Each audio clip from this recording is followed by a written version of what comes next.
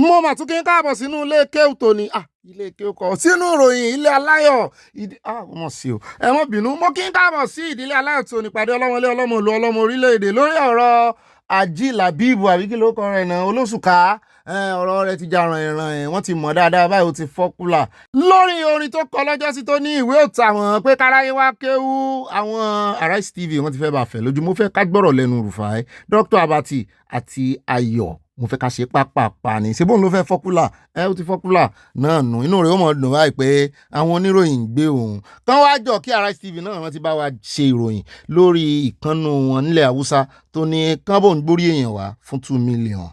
I mean, the irony of that. And the truth is that the number of people, clerics who had this message, passed their message using technology that people who went to school developed. But this is a bigger issue because we've often talked about, and part of President Olusegun Obasanjo's criticism of this administration is their handling of education and out-of-school children, saying that we have a potential time bomb on our hands. We have over 20 million out-of-school children in Nigeria, many of them in the northern part of Nigeria, and this makes up the largest number of out-of-school children in the world. What the president had said, the former president had said, was that this is a potential pool for future recruits into extremism and, insurgency in the future if Nigeria doesn't manage this problem. Now, put that side by side, this kind of rhetoric by a man who I gather has a large following on social media, and he's telling his followers that education doesn't work. We've often said that one of the problems of the north and areas that are underdeveloped in Nigeria is a lack of infrastructure, including education, quality education in those areas. And that is why it is easy for many to be indoctrinated or to be radicalized and, enticed into a life of extremism. Mm-hmm. So the government needs to take a position now, because this is one of many people who've come out with this and come out very boldly with this kind of rhetoric, is that we need to take a policy and a stance on education, and almost make it criminal for people like this to make statements like this and,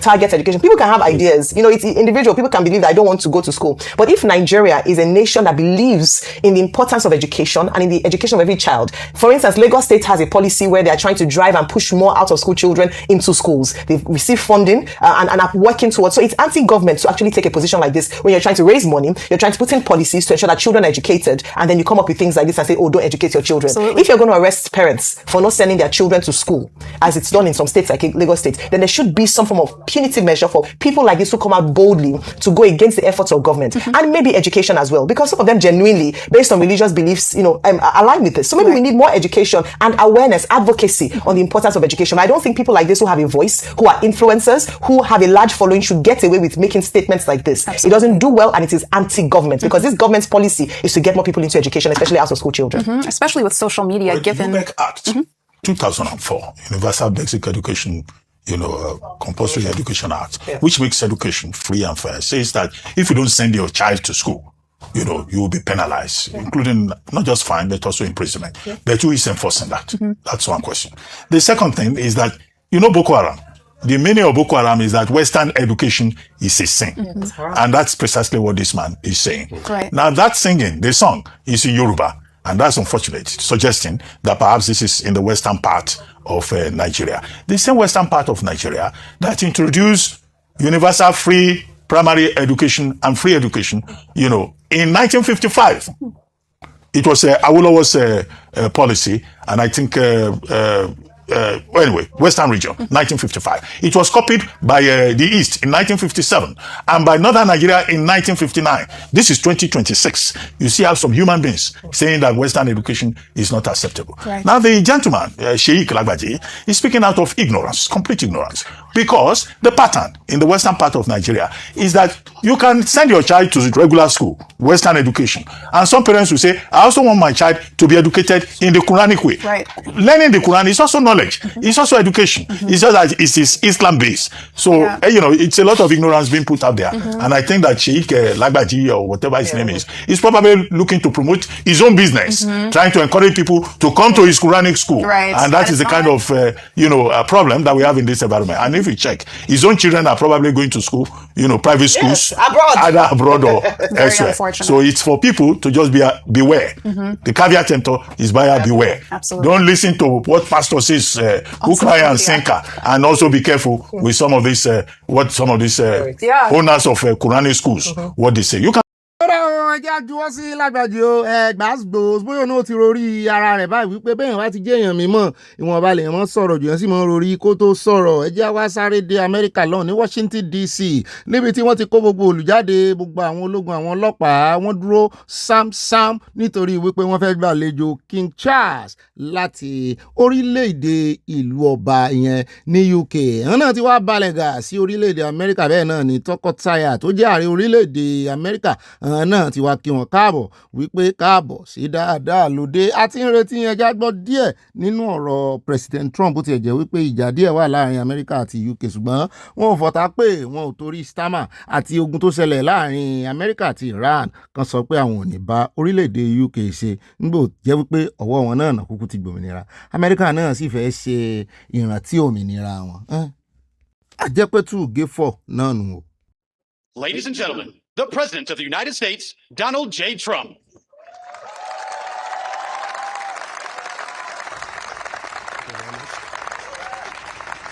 Thank you very much, everybody. What a beautiful British day this is.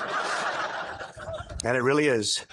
Your Majesties, members of the British delegation, friends, service members, and distinguished guests, welcome to the beautiful White House. Great honor to have you. Melania and I will never forget the spectacular honor Your Majesties showed us during our extraordinary visit to Windsor Castle last September.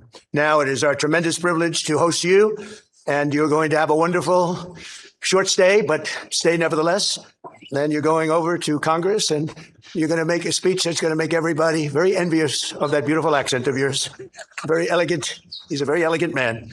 Here in the shadows of monuments to George Washington, Thomas Jefferson, honoring the British King might seem an ironic beginning to our celebration of 250 years of American independence. Oh no, that's going on 250 years American independence. Kì í ṣe kéré mi o.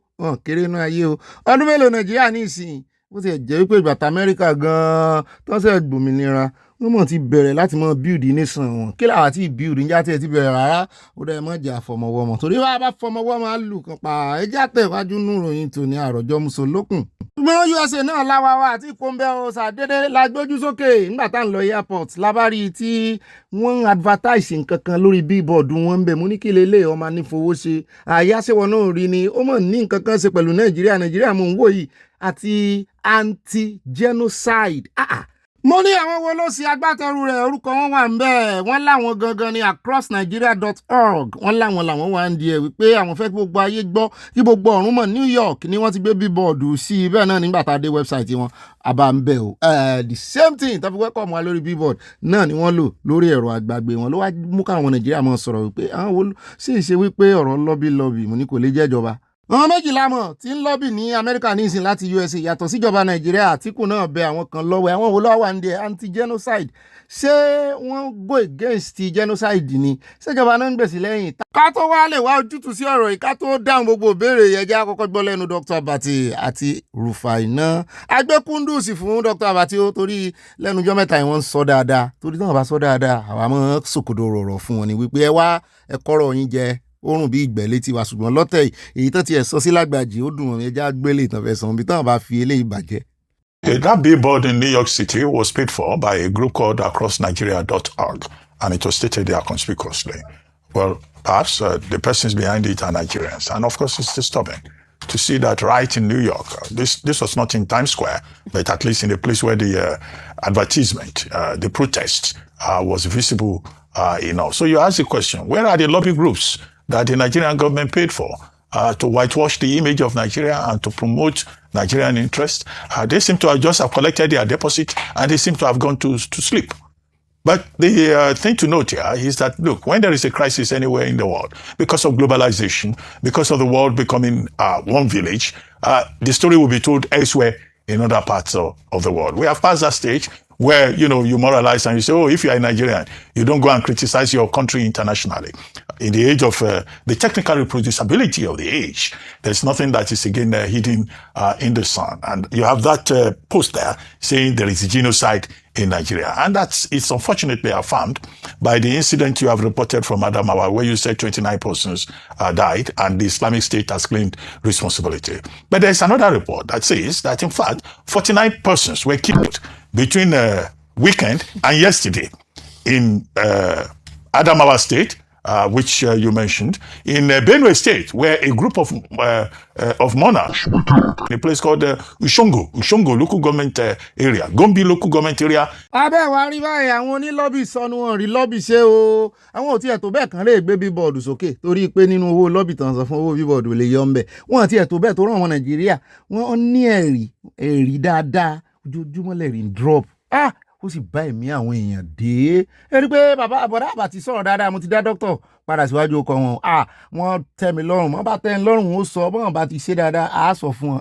Kò jù wá náà lọ, ṣùgbọ́n lórí ọ̀rọ̀ ilé ìyẹn gbọ́. Wọ́n ló yẹ kíjọba sú àwọn gúrùpù tó rè yẹ̀yẹ́ Nàìjíríà ń bẹ̀ ni pé bóun náà ṣe máa gbé síta gbangba bẹ́ẹ̀ ṣé wọ́n wá ṣerú ẹ̀ rí ní Nàìjíríà sámẹ́ wọ́n wá gbé bíbọ̀dù Amẹ́ríkà sí Nàìjíríà rí sódà bẹ́ẹ̀ mo ní ariwo yìí. Ṣùgbọ́n ju gbogbo ẹ̀ lọ àwọn arẹwà alẹ́ Haúsá náà ti sọ̀rọ̀ sókè o. Wọ́n ní Amẹ́ríkà tó sọ wípé kí wọ́n yọwọ́ kílàńkó Ọ̀gbẹ́ni Sanawole tó jẹ́ Minister of State fún defense kan yọwọ́ ẹ̀ kó láwo àwọn tí arẹwà wa ń sọ wípé àwọn ò ní gbà ó kàkà bẹ́ẹ̀. Christopher Musa gangan tó jẹ́ Minister of Defense gangan tó jẹ́ ọ̀gá Minister of Defense for State ìyẹn Sanawole olóyìn gangan nìkan yọ kúrò kan gbákùn bẹ́ẹ̀ òun gangan ni òṣìṣẹ́ rẹ̀ dáadáa kan wá promote Sanawole sí ipò Christopher Musa. Àwọn Haúsá yìí ò gbádùn wọn àti ẹ̀mọ́ ti ń ṣe wọn arẹwà ló sọ bẹ́ẹ̀. Bẹ́ẹ̀ náà ni abádẹ́nu àkójọpọ̀ ròyìn lónìí ẹ mọ̀ bóyá Mr. Emiefele ti ka bíbélì ọwọ́ wọn tán àbí wọn ti parí ẹ̀ bóyá ń continue bóyá ti born again àbọ̀ ti born again.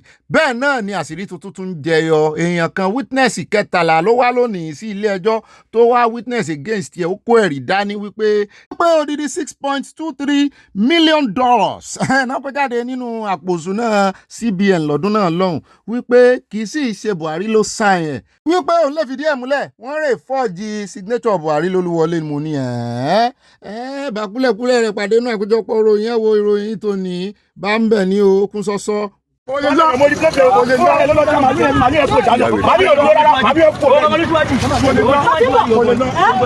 Ẹ wá rí wípé kíkí báyìí gbangba láyà àwọn ọmọ Fúlàní ìkí ó tún kojú Àmọ̀tẹ́kùn tiwa sànda ọwọ́ rẹ̀ ó fi gé Àmọ̀tẹ́kùn lẹ́nu. Ẹ wá wò kejì rẹ̀ náà nígbà táwọn ò ní nǹkan ìjà lọ́wọ́ sáwọn Àmọ̀tẹ́kùn náà rè kí lẹ̀ ń kó àwọn èèyàn sínú Àmọ̀tẹ́kùn fún nígbà tẹ́ ẹ mọ̀ pé ẹ lè kó nǹkan ìjà fún àbí kéèyàn tó lè àtáàkì Àmọ̀tẹ́kùn yóò sátìrí wípé ó wà defenseless. Ẹ wá ní kò lè lọ fóònù ló mú jáde ṣé fóònù ni ó fi gbogbo ẹnu ti bẹ́jẹ̀. Ẹ jẹ́ kó mi ẹja sáré dé Delta ó sojú mi kòrò ẹ̀yin náà wá wò ó wọ́n pa arákùnrin tẹ̀ ń wò yìí ọlọ́pàá ló sì pa àwọn ọmọ tó ṣe o bóyá kírímínà ni o ibẹ̀ náà ló ti ń pariwo pé ẹjọ́ ẹ jẹ́ kó ń sọ̀rọ̀ kó mú yín dọ́dọ̀ rẹ̀ ń ibẹ̀ náà ti ń yìnbọn lọ alákọ̀ọ́kọ́ tán yìnbó yóò ṣayẹta ni kò bá àfi pọ̀ àlágbọ́ ṣùgbọ́n ẹlẹ́ẹ̀kejì ó padànù lójú ẹsẹ̀ náà ni o làwọn ọmọ Nàìjíríà bá bẹ̀rẹ̀ sí í sọ̀rọ̀ wípé ṣé ibi tẹ́ ẹ sin àwọn ọlọ́pàá dérè ní Nàìjíríà lójú gbangba táyà kán sì mọ́ pa aráàlú làwọn èèyàn bá ní ká gbẹnu sọ̀hún wípé sáà mọ́ ọ̀daràn tí iṣẹ́ ọ̀daràn tí àwọn ọmọ ìṣe. Wípé ńgbà tí eṣinṣin ń jẹ elégbò àsọ̀rọ̀ ìgbà tí elégbò wa ń jẹ eṣinṣin làwa ní kò dáa tó láwùjọ pé ó dá wọn lójú gbangba táyà wípé ọmọkùnrin ọ̀daràn ní bóyá náà ti pààyàn wípé wọ́n ti mú wọ́n ti lé wọ́n ti ẹ̀wò wọ́n fún jẹ ó sì kú ẹmọ́bìnrin ń pa sáré blọ ẹ̀ òkú ẹ̀ náà gbé wọlé ẹ̀jẹ̀ ń kán tó báyìí ni ó ti kú o. Wọ́n bẹ̀ náà ni àwọn tó ń ṣe fídíò àtàwọn tó wà ní ẹ̀yìn ọ́fíìsà yìí tó ń pariwo wípé ọwọ́ ló ti bà Ọlọ́run yọ ìkejì ló ti kú wọ́n wulẹ̀ sọpọ́ lọ́wọ́ ọwọ́ ló ti bà nígbà tẹ́ ti mọ̀ pé ti ṣiṣẹ́ láabi ṣùgbọ́n lọ́rọ̀ kan àti ìgbọ́kí lè ṣe ọlọ́pàá sọ nǹkan kan eléyìí ní agbára o tí àwọn aráàlú èbó bá tún rí eléyìí pé bẹ́ẹ̀ ṣe ń pààyàn rìn Nàìjíríà kéèyàn tẹ̀ tó gbọ́n tí ẹni yẹn ṣe wọ́n ti jọ́ọ̀jì ọlọ́pàá lọ sí lè dáa tó báyìí láàárín àwọn èèyàn ẹsẹ̀ pa ọmọ ikú tí ẹ kódà kò jẹ́ pápá àyàn ló náà. Ṣé báyìí ó sì ṣe ti yín bòńkẹ́lẹ́ ẹ wọ́n traumatize àwọn tó wà níbẹ̀ yẹn bó ẹ jẹ́ wá padà sẹ́kọ̀ọ́ láti Delta torí lórí awuyewuye wípé wọ́n ní Sanwoolu wọ́n ti ní kó resign lórí health grant kò resign ìyẹn la fẹ́ bá lọ sẹ́kọ̀ọ́ nígbà tá a fi wọ Èkó àdúgbò tá a kọ́kọ́ dèrè o láti rí àwọn ará Èkó náà yalu iléeṣẹ́ NEPA iléeṣẹ́ múnámúná wọ́n láwọn ò ní gbà àwọn fẹ́ ṣe ìwọ́de ẹ̀fà wọn náà mọ́ fìyà jà wọn gbogbo ẹ̀ náà Tinubu kọ́ làwọn rè mọ́ ké sí. For the past 6 months or so, we've been having maybe 3 to 4 hours of electricity in like 5 days, right? The community is supposed to be on band B, but for some reason, I don't understand the category of the band that we are currently on in terms of the supply, right? And then we've had a lot of back and forth. They've given us a lot of explanations. Things like there was a cable fault, there was something fault, there was vandalism. We keep getting different excuses every week, every month, right? Now it's been 6 months. I just got to this community in January, and then since I got there, there has been epileptic power supply. There is no power, nothing. And then I work remotely, right? I'm a photographer and also a digital marketer. I've not been able to use anything. At some point, it felt like I was going to go crazy, to be honest, because all we do, or most of the things we do, has to do with electricity, and then there's generator noise everywhere. It has affected me so much. I work remotely from my room, and I've had to use cafes and bars to work, and it does not make any sense. In fact, I've been written up twice on this power issue. My phone has died countless of times. I can't even remember how many times my phone has died in the past 5 to 6 months. Whatever it is you guys can do about this matter. In fact, we're here right now. We are making noise, but we're not getting any responses. Ntọ́mi náà fẹ́ sọ nìyẹn pé bóyá kò sí náà ní headquarter NEPA lè rí response bí náà bá wà lẹ́tí lè rí response ṣùgbọ́n jọ bẹ́ẹ̀ ni pé kan náà àwọn ọ̀gá wọn dáhùn ẹ jẹ́ àgbọ̀n tó fẹ́ sọ kí lẹ́yìn fètè sọ o. Last 2 weeks, we also communicated that we are all aware that based on the software that we have since last time, with respect to the faults that actually started from the qualifier of people already. That was resolved. Some can When there's something to transmit. when there is something, if there is nothing. If you are telling me that there's nothing to transmit, that's a big lie. And wait, hold on, and I'm going. This is very simple geography. We have Akoka around Abuja. Exactly. We have Bariga around Abuja. We have Folagoro around Abuja. Very close. We have very close environment. Bariga is having 2 to 3 days without taking their life. Yes. Akoka is having 18 hours. Alagomeji is doing like 18 hours every day. What are you transmitting to them? ṣé ẹ rí i pé wọ́n kàn rán jáde pé kó wá fètè sọ̀rọ̀ ní ẹ mọ̀ bí wọ́n fi bọ́ ara bù bí wọ́n fi bọ́ ara bù ṣùgbọ́n wọ́n ṣe bó ṣe tó àti bó ṣe yẹ àwọn yẹn wọ́n fún jẹ dáadáa wípé àṣàwọn nìkan náà wà lẹ́kọ̀ọ́ ni àwọn tó wà lágbègbè àwọn Àkọ́kà wà ń bẹ àmì ò tiẹ̀ mọ̀ wípé jurisdiction mi ni Bariga wà ń bẹ wọ́n fáwọn náà ẹ wá wo bẹ́ẹ̀ ṣe ju àwọn sáàrin wọ́n ti bẹ̀rẹ̀ sí í fò òkúta gbá géètì o ṣùgbọ́n mi ti kó ń bẹ kó mọ̀ di wàhálà ẹja lọ bẹ à ń lọ aláwùsá la sì ń lọ bá mi Kẹ́hìndé Adébẹ̀rọ̀ṣẹ́ wà nílẹ̀ wá mú wa dé ọ́fíìsì Sanwó-Olú ayágbáriwo rẹ̀ wá ti débẹ̀ wá ti dé ọ́fíìsì o wò wọ́n ń ta. We have all agreed that Alhaji Dr. Olufemi Hamzat, the current deputy governor of our country, of our state, is the consensus candidate, of our party, and we have all pledged to stand by him. That is the information. Thank you, and God bless.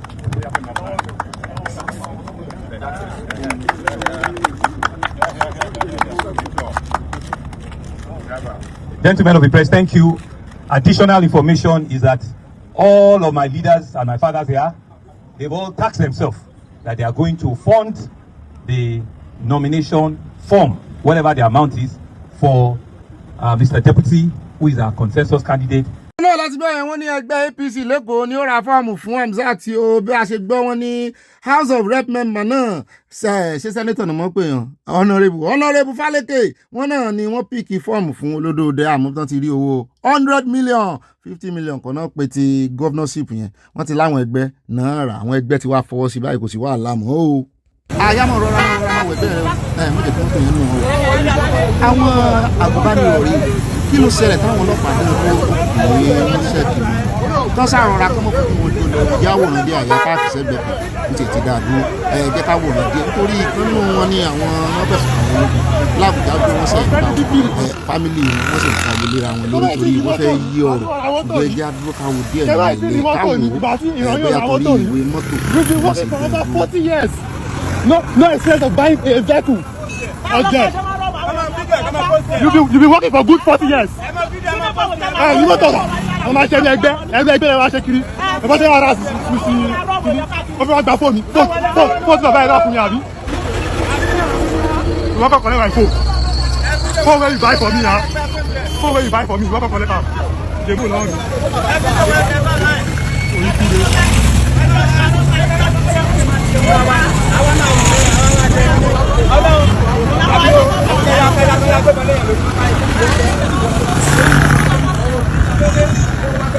Over gba phone lọ́wọ́ mi. Gba etí ẹ̀ sìn.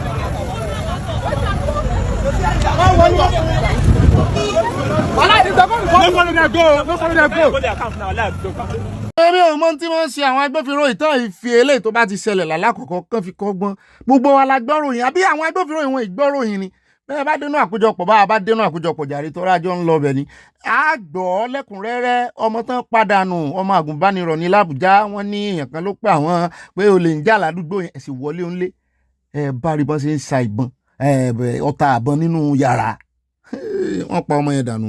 Ó rà níbẹ̀ já kó bẹ́ẹ̀ já dé airport wọn wà mọ̀ bóyá local ni àbí international àwọn tí wọ́n gbé mọ́tò lọ tí wọ́n páàkì mọ́tò wọ́n ní ẹ wá gbọ́ iye táwọn ń san wípé wọ́n ń jà wọ́n lólè ní mo ní everybody ló ń lo chance for everybody lẹ́kọ̀ọ́.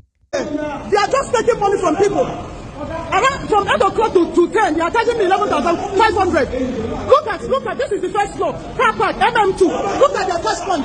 Charging people, stealing from people. 30 minutes, they will collect 3,500. 1 minute, they will collect 5,000. Please, the government should look into this. Government should look into this. That's the worst thing just happened to me now. I didn't know they've increased the price to 50,000. Guess how much I'm about to pay? 206,000. Parking my car from Friday to today, Monday. What in the Apple versus Kayamo? Yeah, this is very, very outrageous to say the least. How do you pay 50,000 naira to park overnight? And now I'm being billed 206,000, guys. Look at it. 206K for 4 nights. Oh, now I can't charge you go to cement now alone December. 200 from Bombo cheap, man. Madam, take your POS first. No worry, make a first complaint to Festus Kayamo. Oya Minister of Aviation. Let me Festus Kayamo. No worry. Festus, you have a query with me. Are you aware they are doing this in the airport? If they are aware, no, you're going to be receipts first. Come on, tell them. Jesus. Yes, I saw it. I'm asking myself. Oh, that will take a lot of money. Oh, go buy a jeep. 206,000. And I'm about fuel. Oh, thank God. Jesus. Ó ga àwọn èèyàn mọ̀ wípé owó náírà ó ti bàjẹ́ débi wípé gọ́ọ̀mẹ̀ntì gan-an ojú tó fi ń wo adúrú owó tí mọ̀mọ́ ń darúkọ yìí kò ra nǹkan kan mọ́. Òyìnbó wo la sì gbé wá lọ́jọ́ sí tó ní the highest denomination Nàìjíríà wípé kò lè ra nǹkan kan. Bóun bá mú 1,000 ìlú òun dání wọn mọ̀ bóyá Europe ló wà kéèyàn mú 1,000 odidi 1,000 ní Europe dání tàbí ní US kó mú dọ́là rẹ̀ dání tàbí Canada kó mú dọ́là rẹ̀ dání mọ iye tí ó bá dé Nàìjíríà mọ iye tí ó fi ra gan ní Europe kó mọ̀ kó ní Europe tàbí kó mọ̀ kó ní Canada mọ iye tí ó fi dá ní 1,000 ẹlòmíì 1,000 gbé lóṣù. Ẹ jẹ́ àpò bẹ́ẹ̀ ẹ jẹ́ adé ibi tí àjálẹ̀ wà àárín títì lẹ̀ ń wò yìí o. Big pothole at the center of the road leading to Nembe city, and this road is over 1 meter deep at the center of the road. You can see left and right at the center of the road. So we are calling on the authority that they should do something about it. Central Coast, the company that constructed this road, they are using this place every day. They are passing here and look at the disaster this place will cause. So the opinion leader, the chiefs, the UN leader, the council of chiefs, the opinion leader, they should do something about this road. They should do something about it. They should call on Central Coast to come and fix this place. It will cause disaster to us. Our loved ones are passing here. Our leaders are passing here. Our children are passing here. They should come and do this road. They should come and do this road. They are seeing this thing and they are ignoring it. We are now calling the authority to do something about it. About 3 deep potholes. About 3 deep potholes on this road. Aya ní ọ̀gá mi òun ò gbàgbọ́ wípé ihò ní o mo ní kí ló wá rí orí rẹ̀ ni tó gbódì di èèyàn ó ní bóyá máa ń òní tí kìíní orí ẹ̀ ti wá ṣí dànù títí tí bá ṣe báyìí jìn a jẹ́ pé irọ́ náà ṣe síbẹ̀ mo ní òótọ́ ló sọ ó ṣeé ṣe kó jẹ́ ojú ibi tí omi ń gbà tó ń gbà wọlé ṣùgbọ́n àárín márùn-ún kankan lórí rẹ̀ mọ́mọ́ jìn wọlé ó jẹ́ ètè kó ń bẹ́ ọ̀gbẹ́ni atótónu rẹ ti tó ètè kó mẹ́ o ọ̀dà ẹjẹ́ àkómi àkànní àfihàn yín ni o a ò bóyá wọn gbìngbàdo bẹ̀ ẹjẹ́ wa lọ sí South Africa níbi tí a ti mọ̀ fún yín lọ́pdẹ̀tì lórí ọ̀rọ̀ xenophobia wọn náà ti pọ̀ ọmọ Nàìjíríà méjì bẹ́ẹ̀ náà ni gbogbo àwọn ọmọ àjèjì tí wọ́n ń lọ skul bẹ́ẹ̀ wọ́n ní wọ́n ń rí ìmọ̀ ọmọ wọn nítorí wọ́n ti gbọ́ wípé protest ńlá kan fẹ́ ṣẹlẹ̀ tẹ́ bá ti rí àmú débi kan náà níbi tí àwọn foreigner ń gbé ẹ bá rí báwọn South Africa ṣe yí abo bẹ́ẹ̀ wọ́n já géètì ibẹ̀ ṣùgbọ́n àwọn ọlọ́pàá wọ́n ṣe bí ẹni wípé àwọn ń ṣiṣẹ́ àwọn ọlọ́pàá wọn wọ́n ní gbogbo wọn nǹkan náà ni.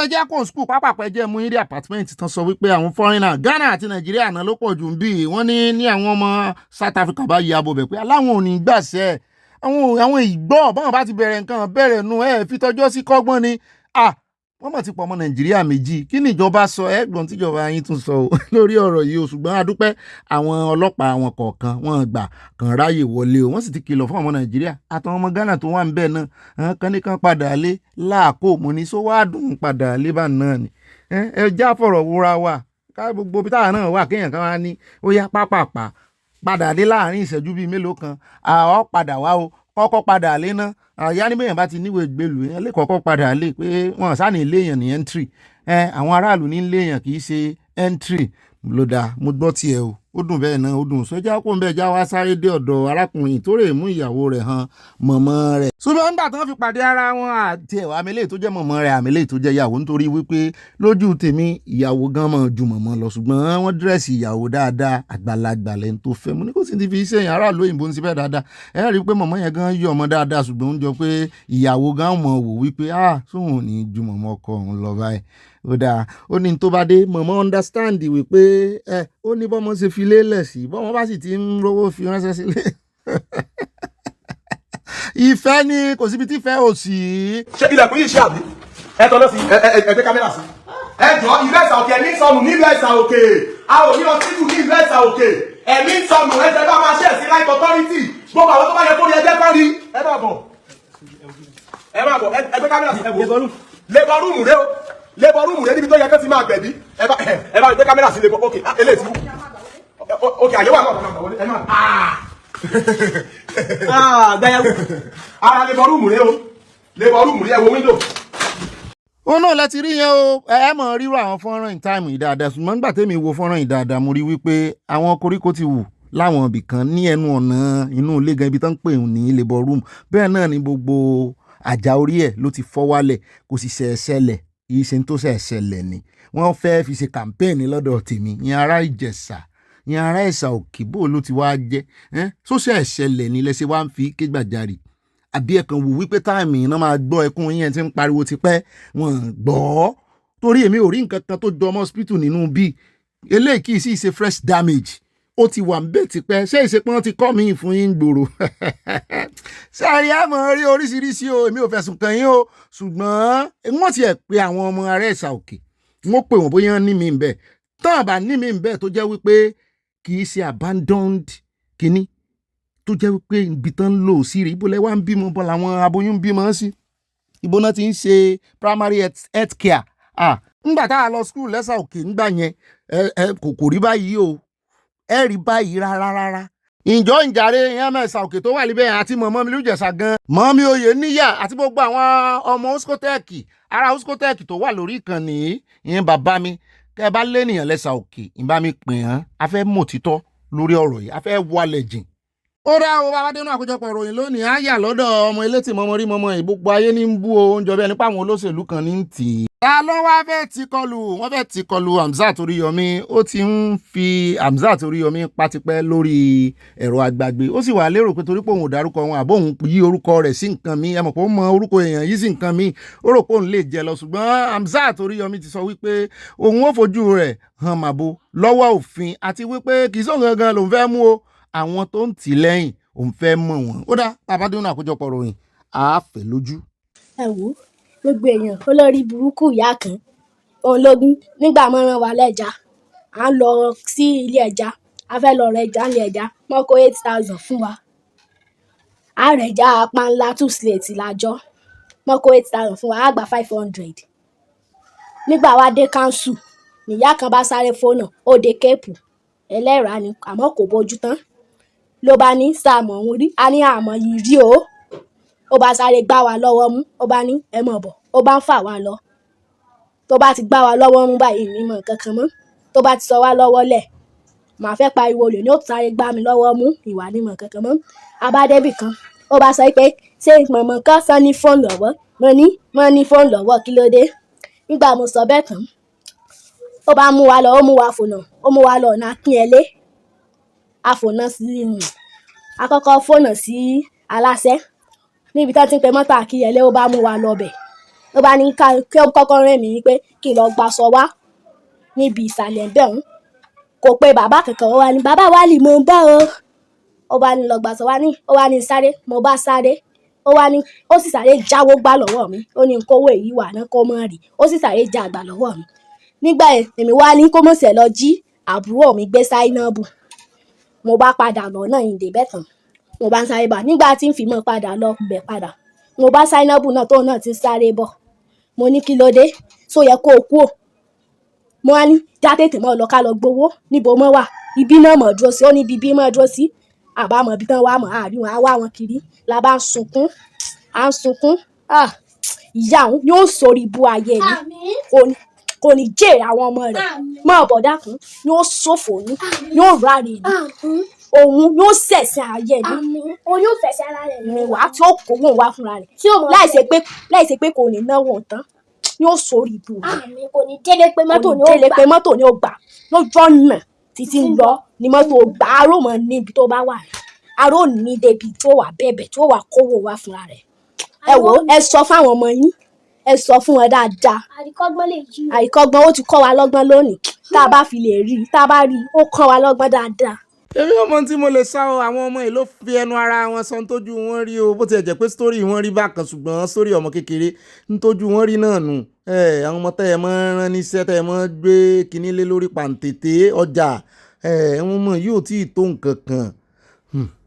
Olúyẹba congratulations Latif Mohammed congratulations Ìgbòho ló ń tilẹ̀ yára Mohammed Mistura congratulations Tanibowo Ṣọlá congratulations ìṣègbè lápò wá ní kájó táwọn tó kú bá ti dé wọ́n wá gbà ẹ̀yìn tẹ́ ti gbà ẹ́ tí wọ́n náà pẹ̀lú kí ló gbà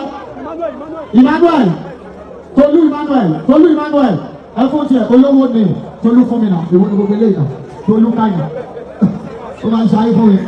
ó dá o ká tó wá mọ́ káàdì Abala Lerefe ńlẹ̀ update ti wà lórí ti arákùnrin tí wọ́n pa o wọ́n ní arákùnrin yẹn ò jalè o wọ́n ní kò sì dó fàdíyà wọ́n ní kò sì jí ọmọ gbé o kì í ṣe kidnapper o wọ́n ní waybill ni wọ́n rán kó lọ gbà o kì í sì sóhun ló ní waybill èèyàn kan ló rán láti sáfẹ́lẹ́ pé jọ bá ń gba waybill kan wá wọ́n ní nínú waybill yẹn náà bá yẹ̀wò náà wá rí wípé firearm wà ń bẹ̀ ìbọn wà ń bẹ̀ ṣé ẹ fẹ́ kó mọ̀ wọ̀lú ni ẹ sì mú náà nìyẹn ń tẹ́ ẹ̀ bá fi ṣe iṣẹ́ ìwádìí pé ó dáa o ẹni tí ó ránṣẹ́ yẹn gan afẹ́ mọ̀ sórúkọ rẹ̀ ló wà ní ara waybill ni ẹ sì páńpá àyà ibẹ̀ làwọn èèyàn ti wá ń pariwo wípé irọ́ àṣírí kan wà ń bẹ̀ bóyá ọlọ́pàá yẹn gan bóyá ó mọ̀ sí waybill yẹn bóyá mímú tán mú ló jẹ́ kó kò fẹ́ kọ́ká fóni ẹ wò ó kì í ṣe kidnapper náà pa o kì í ṣe agbésùmọ̀mí o àti wádìí ọ̀rọ̀ yìí o Guam Nisu ló jẹ́ àmọ́ òkodoro ọ̀rọ̀ yìí gbogbo ohun tó sọ léèbó ó ní mo tú sí Yorùbá yẹn o tẹ́ wá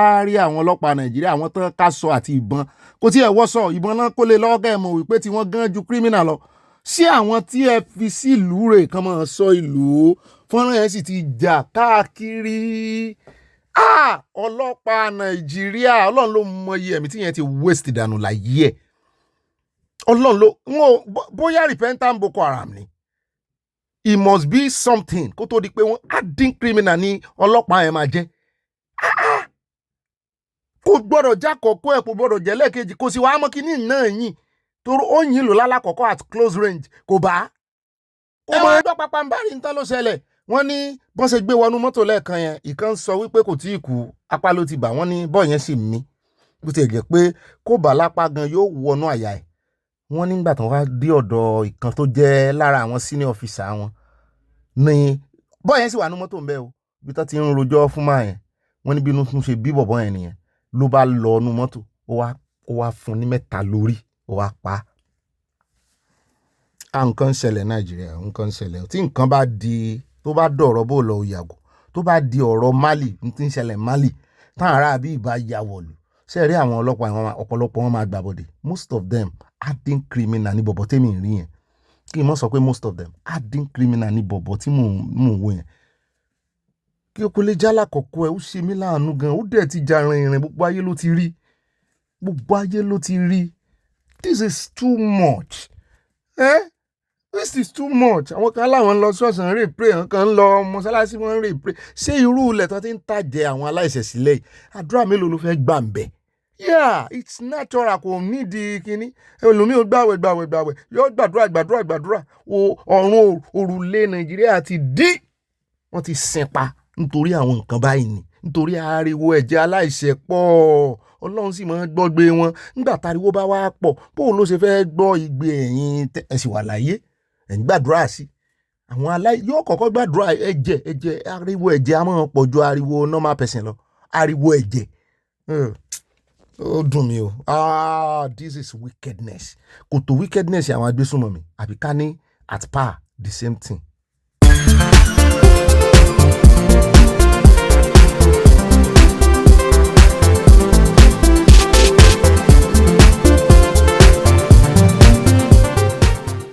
Sàmbálà tí ń bẹ láyé àtúbáyà ń bẹ ìran Júdásì ò tán láyé níṣẹ́ ló yẹ ká fura èrò búburú tí a máa nígbà lórí Mọ́dékáì gbogbo rẹ̀ ló dásán iṣẹ́ Olúwa ni bẹ́ẹ̀ mi òkùnkùn bá parapọ̀ tán bá wá fẹjọ́ wa sùn nídìílé aláyọ̀ tẹ̀jẹ̀rẹ̀ ni kóró bàbá kó fi dá wa láre báwọn olùfisùn wá bá parapọ̀ tó bá wá fẹjọ́ wa sùn o tẹ̀jẹ̀rẹ̀ ni kóró bàbá kó fi dá wa láre nínú ìdílé aláyọ̀ yìí o Ọlọ́run ìgbàlà asádìọ́ Ọlọ́run ìwòsàn aképe ọba bá dènà mẹ́mí òkùnkùn má jẹ́ kán borí ọkàn wa o agbára Sátánì àtọmọ ogun rẹ̀ ní kó pasán. Orin àtijọ́ Ọlọ́run ìgbàlà aképe Ọlọ́run ìwòsàn aképe ọba bá dènà mẹ́mí òkùnkùn má jẹ́ kán borí ọkàn wa o agbára Sátánì àtọmọ ogun rẹ̀ ní kó pasán. Tí mo láìkí bàbá yìí sí wọ́n mọ ìyàtọ̀ láàrin Sátánì àti Èṣù torí ẹni tán fẹ́ mú gangan tán mọ̀ pé òun gan ló ń da ilé ayé rú tí Ọlọ́run lé láti ọ̀run tó lé wá sílé ayé òun náà ni Sátánì. Ṣé ẹ rí àgbànú àdúrà pọ̀ Nàìjíríà Ọlọ́run jọ bá mi bá Èṣù wí Sátánì ni kó oníkọ́lọ̀ ń bọ̀ ọba wí alálẹ̀ lèṣù Èṣù tó ti wá ń bá wí látijọ́ ìná nǹkan àwọn mùsùlùmí gan bí ìbá ṣe ti ẹ̀tanú àwọn oníjàgídíjàgan àárín wọn tán bá ń lọ sí Mẹ́kà tán náà fẹ́ lọ ju òkò kì í ṣe Èṣù náà rè ju kòlùmbẹ́ o kì í ṣe Ṣàngó kì í ṣọya kì í ṣe Ọ̀ṣun o kì í ṣàn yẹn o kì í ṣàn alálẹ̀ náà rè ju òkòlù o àṣetọ́ọ́nì náà rè ju òkòlù ń bẹ́ o àṣetọ́ọ́nì náà rè ju òkòlù Mẹ́kà o so bó lẹ́sìn mọ́ gbàgbànú àdúrà ẹlòmíì ti gba àdúrà 20 years 30 years tó ti wọ̀n wájú Olúwa èṣù náà ní pariwo èṣù kò sì ní nǹkan kan ṣe pẹ̀lú èṣù gan ò tí ẹ̀ mọ́ kò gba ọ̀dọ̀ rẹ̀ kọjá rí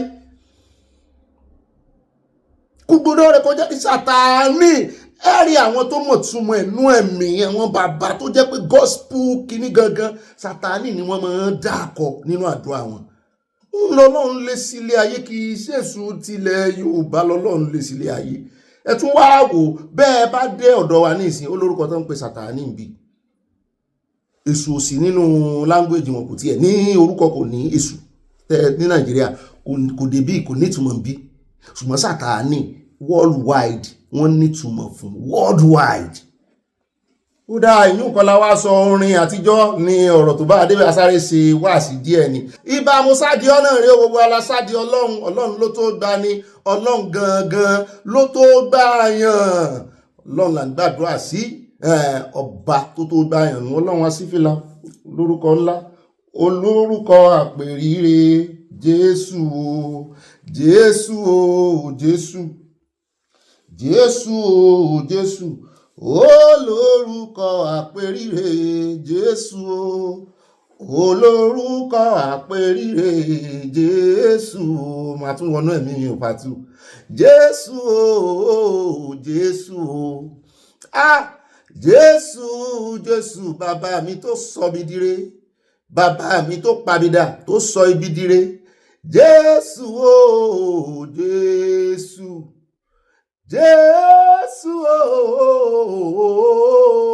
Jésù Jésù Jésù Jésù Jésù ẹ̀yin ló lórúkọ àpèrire ọwọ́ olórúkọ àpèrire Jésù olórúkọ àpèrire Jésù olórúkọ àpèrire amáyákẹ́rù ládìínà bíi alásàdáyà fúri ládìára.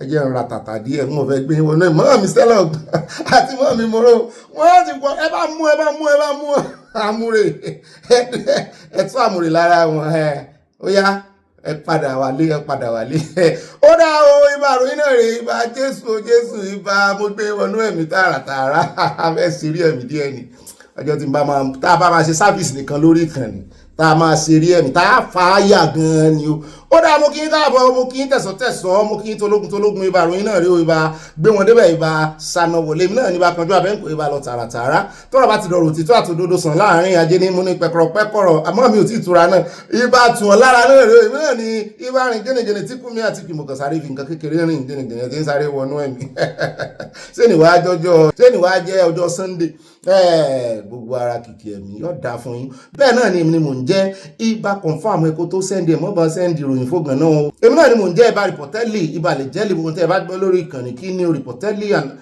àlẹ́jẹ́lì ni mo gbé ròyìn kan lánàá mo kàn fi ṣe flyer ọ̀dọ̀ Sowore Sahara Reporters náà gbé ṣùgbọ́n ìjọba ti wá padà wá lórí ọ̀rọ̀ ti gómìnà Èkó tán sọ pé wọ́n ní kó resign nítorí health grant díẹ̀ à ń bọ̀ wá sọ̀rọ̀ lórí ẹ̀ ìjọba Èkó náà ti sọ̀rọ̀ o ẹ pàṣẹ kankan lórí ẹ̀ lánàá kan rọra lo flyer yẹn ni torí Sowore torí Sahara Reporters ló gbé ẹ̀sìn wọ́n pé Sahara Reporters ó ní bí ìròyìn ẹ̀ wọ́n kọ́kọ́ máa ń dìnnà ìròyìn rẹ̀ à ń bọ̀ ń bẹ́ẹ̀ ibà dìnnáyà wọ́n dìnnà ẹ̀ bẹ́ẹ̀ náà lè pè mí ní ibà sàn láàrin ajé ní mú ní pẹ́kọ̀rọ̀ wọ́n bá ti wá kó fìrí pé yẹn kan rìn sàn pẹ̀lú rẹ̀ jọ́ wọ́n náà mọ̀ sí mistake rìn sàn pẹ̀lú rẹ̀ rí gbalé sí mọ́nà tán fún wọn kọ́ ọ má bàa gbalé sí mọ́ níyà. ẹ wá bá ń fòtílé ẹ bá ń fọbalẹ̀ lẹ́yìn tẹ́ bá pè mí ní ibà fayọ̀kọ́tẹ̀ ibà múlòdò yín náà rí ibà kà síwájú ibà ìbọ̀bọ̀ kí bọ̀bọ̀ èmi náà ní ibà èèbó yìí náà ní ibà kéde fún Yorùbá nation fún Oòduà nation káfàtà. báàmì kan wọ́n sẹ́ndí mẹ́sẹ̀jì sí mi lánàá wọ́n ní ibà Aláàfin Ọ̀yọ́ mo kí ọ o ìwọ náà tún ní ibà Ọọ̀ni of Ifẹ̀ mo ní bẹ́ẹ̀ ni ibà ìfẹ́ so wá pọ̀ ìfẹ́ la fi ń ṣe é sẹ́ rí bá ti bẹ́ràn wí ká bẹ́ràn wí ọmọ àmọ́ bàbá wí bàbá àmọ́ bọ́mọ rẹ̀ wí tí bàbá kan máa ń pọ̀ ju tọmọ lọ nítorí kí là ń fàgbà ṣe à ń fàgbà rẹ ọmọdé jẹ ni ṣùgbọ́n ká mọ̀ wá capitalize lórí ẹ̀ ó ti tó gẹ́ẹ́jà fìfẹ́ lò pẹ̀lú àwọn bàbá wa méjèèjì alákọ̀ọ́kọ́ náà kò rí ìròyìn wa tòní gbogbo eléyìí tẹ́ bá pàdé ní Abala Lerefe ayọjú lójú fèrèsé ni ó ti wá dàfí ẹ̀yìn tẹ́gùn fi sọ o ẹjẹ́ àkọ́kọ́ yà ní ọ̀dọ̀ àǹtí tá a gbé wá lánàá ọ̀rọ̀ sì kú níkùn wọn tán fẹ́ sọ àǹtí Àìṣà Achimugun in fact lórí ọ̀rọ̀ Sanwoolu àti kókòjá lórí ìyẹn lánàá wọ́n ti ní kò sí ìbáṣepọ̀ kankan láàrin àwọn àti Sanwoolu wípé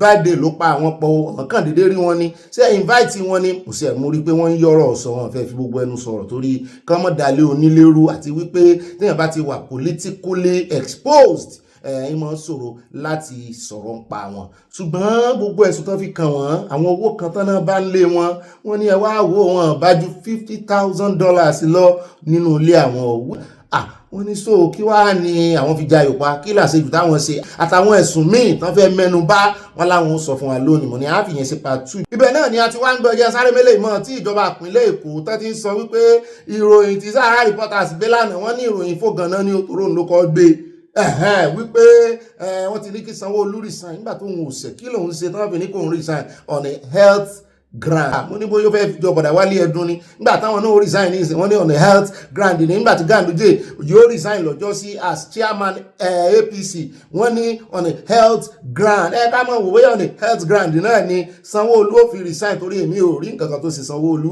kò sì gbà kan lọ lọ́dún táwọn politician ti ń lọ gba ìwòsàn lu òyìnbó gan mi ò gbọ́ kí Sanwoolu lọ lóòbò rí kórè ìgbàwòsàn nígbà kan náà tiẹ̀ ní nǹkan kan ń ṣe bọ̀dà kó tó dórí oyè tó fi ń campaign àwọn opposition gbà náà láti ìgbà náà sẹ́yìn tí wàá rí Sanwó-Olú kórè ṣe kínní ní ìlú Èbó ìdá ìwá ni yóò ṣẹ̀wà mọ́ ní health grant ṣùgbọ́n wọ́n ní ìròyìn fògànà ni wọ́n ní rọ́nà ń pa á máwọn o wọ́n ní ẹ̀yìn ẹ̀dúró àwọn ó ṣe second term àwọn tán kò sí nǹkan kan tó jọ ibi tí Sahara Reporter ti wá rí ròyìn rẹ̀ bóyá yóò jáde yóò wá ṣe láláyé ẹlẹ́ẹ̀kejì nínú ìròyìn tó ní àyà lórí ọ̀rọ̀ kọ́pà tí wọ́n pa mo ti ń gbóòórùn ìròyìn yẹn láti bí ìjẹta ṣùgbọ́n kò tí ì yé mi báyìí ó ti wá yé mi wọ́n ní àwọn ológun ni wọ́n pa á ṣùgbọ́n nígbà tí àwọn ológun sọ̀rọ̀ wọ́n láwọn lé olè dé bẹ́ẹ̀ ni mo wá ń wò pé Ìgbòho ni ológun bẹ̀rẹ̀ sí lé olè Ìgbòho ní sí ẹyin tó jọ mólè external war náà ní kẹ́ mọ́ dojúkọ èyí tó jágbé súnmọ̀ mí gan-an ẹ̀ tí ìdojúkọ tán internally tó jólè tó jẹ́ṣẹ́ ọlọ́pàá in fact civil defense gan lè handle rẹ̀ lẹ́wálẹ̀ lé olè lẹ́pọ̀ ọmọ ọlọ́mọ ọmọ àgùnbánirọ̀ ìyá rẹ̀ wá dé wá ń tẹ́wọ́ pẹ́ẹ́pẹ́ inú kíṣìn rẹ̀ ni ó ẹ tún wá ní kí èèyàn kan ń bẹ̀ kó sáré mú mọ́ ẹ wá da ipo lẹ̀ ẹ da dìtàjẹ́ǹtì lẹ̀ ẹnì kan sáré fi nu ẹ̀jẹ̀ rẹ̀ kí ló mú yín sáré nu ẹ̀jẹ̀ kí ló mú yín sáré nu ẹ̀jẹ̀ ìyàwó adé ló wá bókù ọmọ ààyè ló fọmọ́ lẹ̀kùn tó lọ this Nigeria wọlọ́ mọ́jọ́ ó ṣẹlẹ̀ sáwọn mọ́jọ́ ó ṣẹlẹ̀ sí mi mọ́jọ́ ó ṣẹlẹ̀ sáwọn tó kàn mí àwọn tí mo mọ̀ lórí ìkànnì gbogbo àwọn ẹbí aláyọ̀ mọ́jọ́ ó ṣẹlẹ̀ sí kankan nu wa negatively ẹni ẹlẹ́ni kò bọ́ta inú ilé ẹ̀ náà lẹ́tì lọ́ọ́ pa ẹ bá wo adúrú ìbọn tí wọ́n yìn ṣé ẹ lé o lè wọ ọbẹ̀ ni irú excuse wọlé tí wọ́n wá nígbà tí ẹ ti dáràn tán ẹ lé ó náà à ń bọ̀ ń bẹ́ ìyá ọmọ náà sọ̀rọ̀ àmúwá lẹ́kùnrẹ́rẹ́ bàbá ti wá kó ń bẹ́ tán áyà ní South Africa níbi tí ìjọba Nàìjíríà àti díplọ́màtì wọn nílẹ̀ South Africa àti díplọ́màtì lórílẹ̀‐èdè South Africa tó ti kọ̀nfàmù pé ọmọ Nàìjíríà méjì ló kú náà ọmọ Nàìjíríà bá ganu sí máìkì pé kò tán bí òtún àwọn sọ fún ìjọba o kó tó di pé ó di ran tó báyìí náà ti ń kìlọ̀ fún wọn pé kán gbèjà ọmọ Nàìjíríà gbà tán tún dá sí Nàìjíríà náà tún bá gbé kán máa fa trọ́bù sí ọmọ Nàìjíríà ló fún wa fa trọ́bù tán fi pa méjì nù wọn báyìí àbí bó wọlé ṣe máa ń ṣe báyìí náà à ń bọ̀ ń bẹ́ olónìí náà ni kò ní dọ̀là bá ti wá kó ń bẹ̀ tán àwọ̀ ayé àlọ́dọ̀ arákùnrin kan tọkọtaya ní Ìgàndònà ló ti ṣẹlẹ̀ wọn náà méjèèjì wọn adopt ọmọ tán adopt ó dà pé Ìgbò ni wọn báà mi tó ní a mọ́ sọ̀rọ̀ sí àwọn Ìgbò mọ́ a ní sọ̀rọ̀ sí oṣù bá gbèrò yìí wọn ó yé máa wọ́n ní òun àtìyàwó rẹ̀ wọ́n lọ adopt ọmọ tán adopt jẹ́ Yorùbá ṣùgbọ́n wọ́n ń fìyà jẹ ọmọ ọdún 10 wọ́n wá ná ọmọ ipa ọmọ tára rẹ̀ ò yá wọ́n fẹ̀sùn kàn wọ́n pé wọ́n nàpa sọ́n nàpa ni lóòótọ́ àbọ̀n nàpa à ń bọ̀ ń bẹ̀ lónìí náà ni kò ní dọ̀la o bàbá tí wàá kó ń bẹ̀ tán àyà ní ọ̀dọ̀ Trade Union Congress níbi tí chairman wọn Festus Osifo tó ti ganu sí máìkì wípé Nàìjíríà nìkan kọ́ lepo tí wọ́n ń torí ìjà Iran àti Amẹ́ríkà yìí kí ló wá dé tí ó jẹ́ Nàìjíríà ní omi ìyà ń mojú kí ló dé tí Labour Congress yóò lè jáde kán béèrè ẹ̀tọ́ pẹ̀lú bí nǹkan ṣe gbówó lórí tó kí ló dé tán lè fi kún sálárì à ń bọ̀ wọ́n làwọn fẹ́ sọ̀rọ̀ à ń bọ̀ bẹ́ẹ̀ ibẹ̀ náà láti wáyà lọ́dọ̀ Alhaji Oríyọmí Hamzat ọ̀rọ̀ kan ń jà rìnrìn lẹ́nujọ́ mẹ́ta àwọn olólùfẹ́ mi kan ti sẹ́ndì oríṣiríṣi líǹkì sí mi wọ́n ní mi ò sọ̀rọ̀ ń pa ẹ̀ ní pé Oríyọmí wọ́n fẹ̀sùn kàn án wọ́n lóhun àti Gúnmi wọ́n ń ṣe wọléwọ̀de lórí ọ̀rọ̀ àti dásàrí àlẹ́ nílẹ̀ Yorùbá nǹkan kan mo ní sẹ́yìn ṣe ti ọjọ́ síta àti sọ́ńpa rẹ̀ tán náà wá sí Ìbàdàn Alhaji Oríyọmí sì ti jáde wọ́n ti ní àwọn gangan náà jẹ́ kí gbogbo ayé mọ̀ wípé mítìn kan wáyé ń bàdàn bí ìbá ṣàwọn tán ṣe interview fún Gúnmi ṣe interview fún àwọn tán wá bá ebo tún wá ní part 2 part 3 part 4 part 5 season 1 season 2 tẹ́ ń fẹ́ lójú yìí ibo lẹ́tìrí tán ṣe ìpàdé ìdákọ́ńkọ́ àwọn wo náà ń fẹ́ lójú wọ́n ní kò sẹ́yìn ọmọ burúkú yìí o wọ́n ní gbogbo rẹ̀ ò sẹ́yìn ọmọ àbí ìpàbẹ́ yìí o ọmọ tí ń pera rẹ̀ ní Tinka kí ni ń pè náà Tinka Island kí ló kọ rẹ̀ mo bá bí ó kọ rẹ̀ ó sápá lórí ọmọ tó yẹ pé gbogbo ẹnu kìkì ẹ̀gún kò sẹ́ni tí ò lè fà wálẹ̀ pẹ̀lẹ́nu ṣùgbọ́n kò mọ̀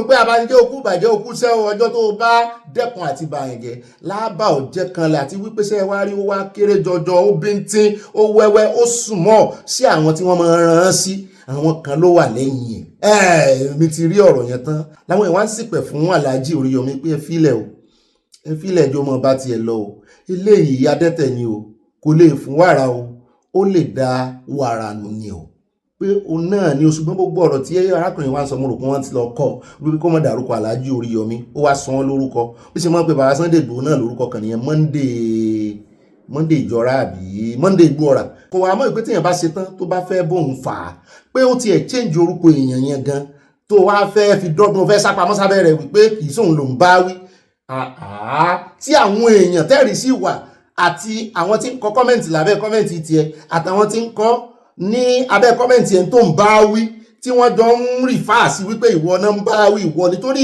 tí ilé ẹjọ́ máa kọ́kọ́ béèrè ní wípé fìdí ẹ̀ múlẹ̀ pé ìwọ ló ń bá wí ọmọ yẹn gọ̀ kò gbọ́n ṣé rí ọ̀rọ̀ ọlọ́ọ̀ ó mọ̀ yàtọ̀ sí torí ẹ̀rọ ayélujára ẹjọ́ la máa ń kọ́kọ́ kọ́ká tó kọjá àwọn kan náà ń gbé sílẹ̀ ẹ kò dárúkọ yín náà ẹ move on ẹ fílẹ̀ ó ń bá àyàn jẹ́ lórúkọ ó ń bá àyàn lórúkọ jẹ́ ìwọ tó dẹ̀ ń sọ pé kò dárúkọ ẹ náà ó mọ̀ pé òun ló ń bá wí ó mọ̀ ṣé rí àtọjọ́ tó kì í sì ṣe pé ọjọ́ kan kì í sì ṣe pé ìbẹ̀rẹ̀ pẹ̀pẹ̀ ló ti change orúkọ yẹn ó ti kọ́kọ́ dárúkọ wọn rí o gbogbo yẹn náà máa bọ́ fàpọ̀ tán ti gbójú kó mẹ́tò ti kọ́kọ́ dárúkọ wọn rí kó tó wá change orúkọ sórí kódà kó mọ̀ jẹ́ orúkọ tẹ́ni yẹn ń jẹ́ kó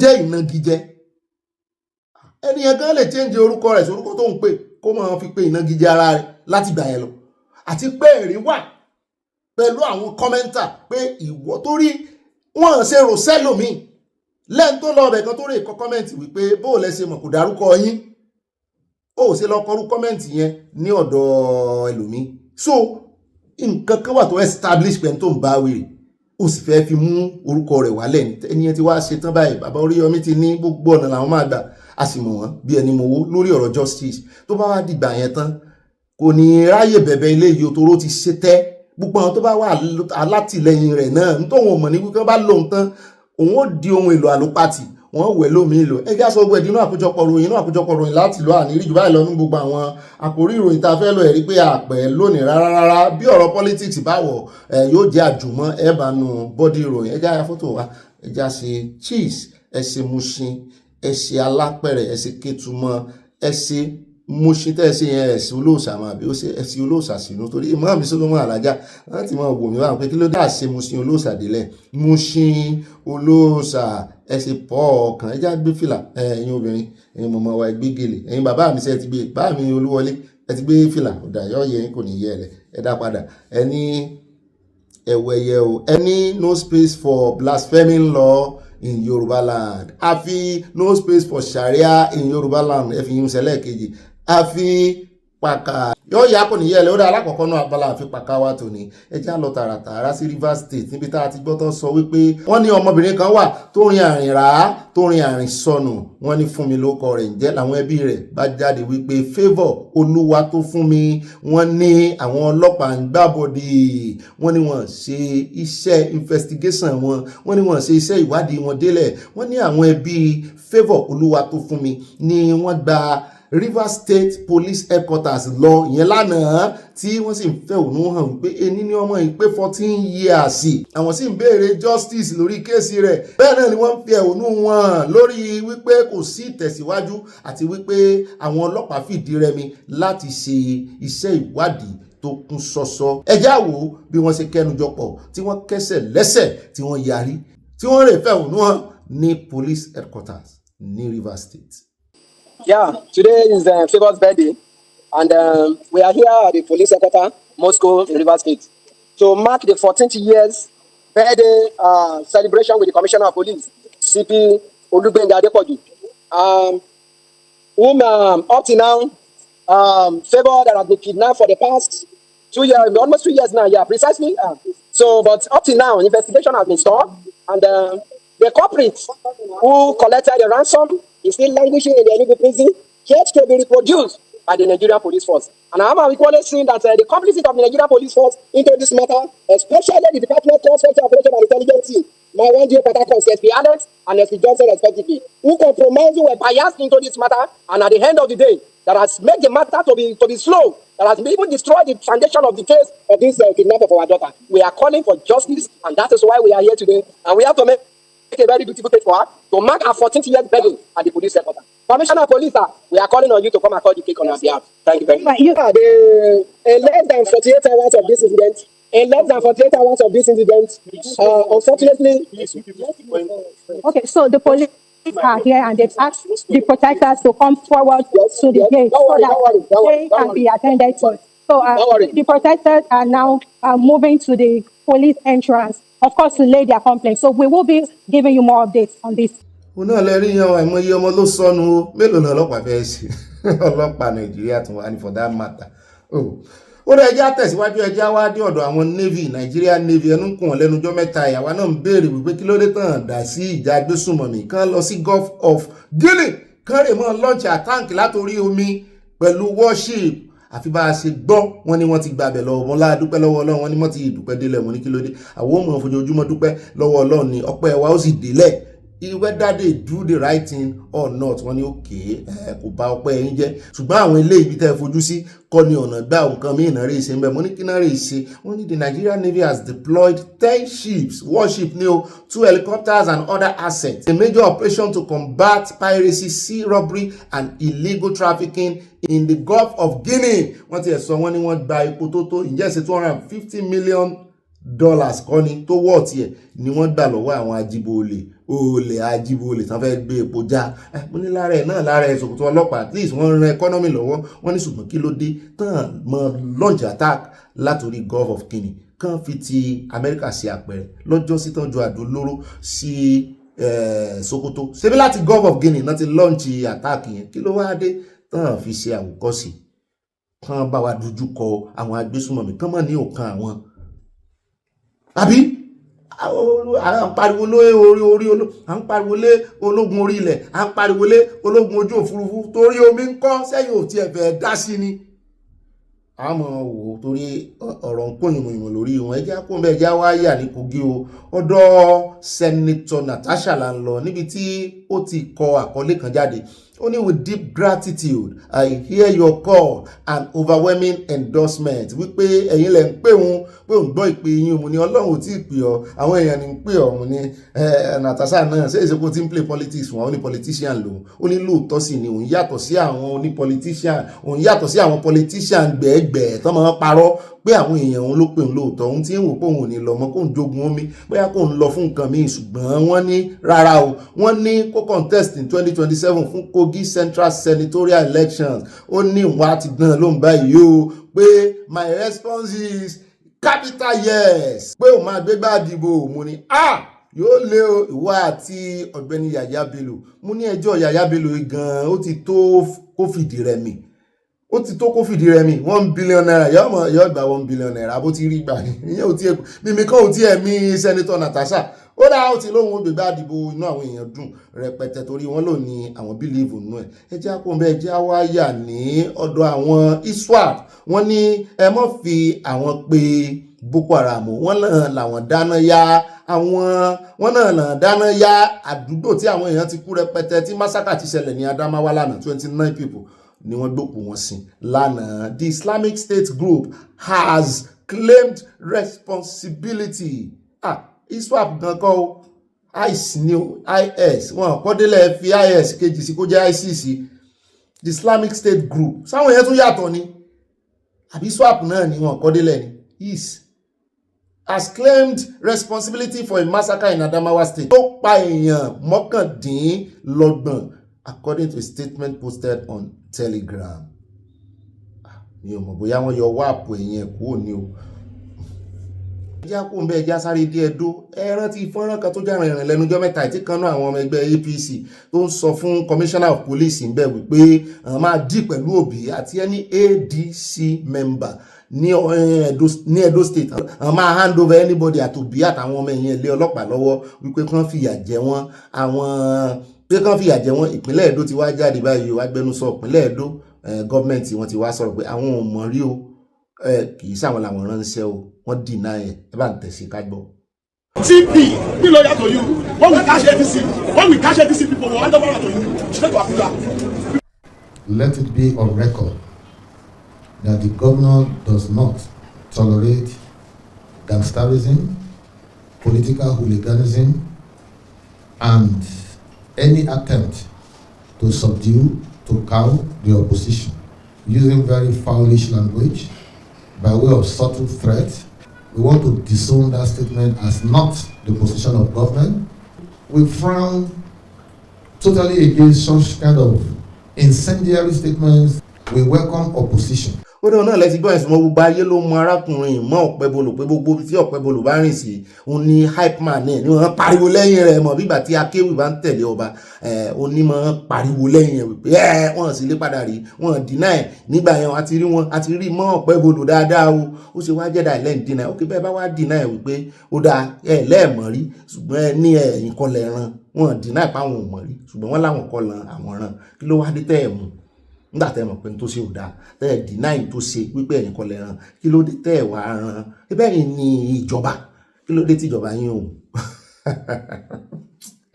ó dá náà lẹ́sí gbọ́ lẹ́nu wọn yẹn ajá pọ̀ nbẹ́ eré náà ń ṣe wọ́n ń fi ọmọ Nàìjíríà àwọn ọmọ Ẹdó wọ́n fọ ọmọ Ẹdó pa. ó dá níbẹ̀ ẹja àbùsẹ̀ kàrẹ́ ẹja dé ọ̀dọ̀ àwọn ológun àwọn tó wà nídìí fífún àwọn ọmọ ológun lóúnjẹ wẹ́fì wọn náà ti rí fọ́nrán tí ń jà rìnrìn lẹ́nu ọjọ́ mẹ́ta former director of Army Public Relation wọn náà fẹ́ sọ̀rọ̀ báyìí mo ní fọ́mà lẹ́yìn bó ni ẹ̀yin ṣe lẹ́nu ọ̀rọ̀ bóyá náà wà ń di welfareism àwọn ọmọ ológun tí wọ́n ń gbé lọ sí ilẹ̀ Haúsá láti rè dojúkọ àwọn agbésùnmọ̀mí ṣùgbọ́n tí okun inú tí ò gbé títa fún wọn ní kò rí bẹ́ẹ̀ wọ́n náà dókítà gbogbo fọ́nrán tẹ̀ ń rí ni o wọ́n lẹ́wà wo oúnjẹ táwọn fi bọ́ wọn ṣíkìn ńláńlá.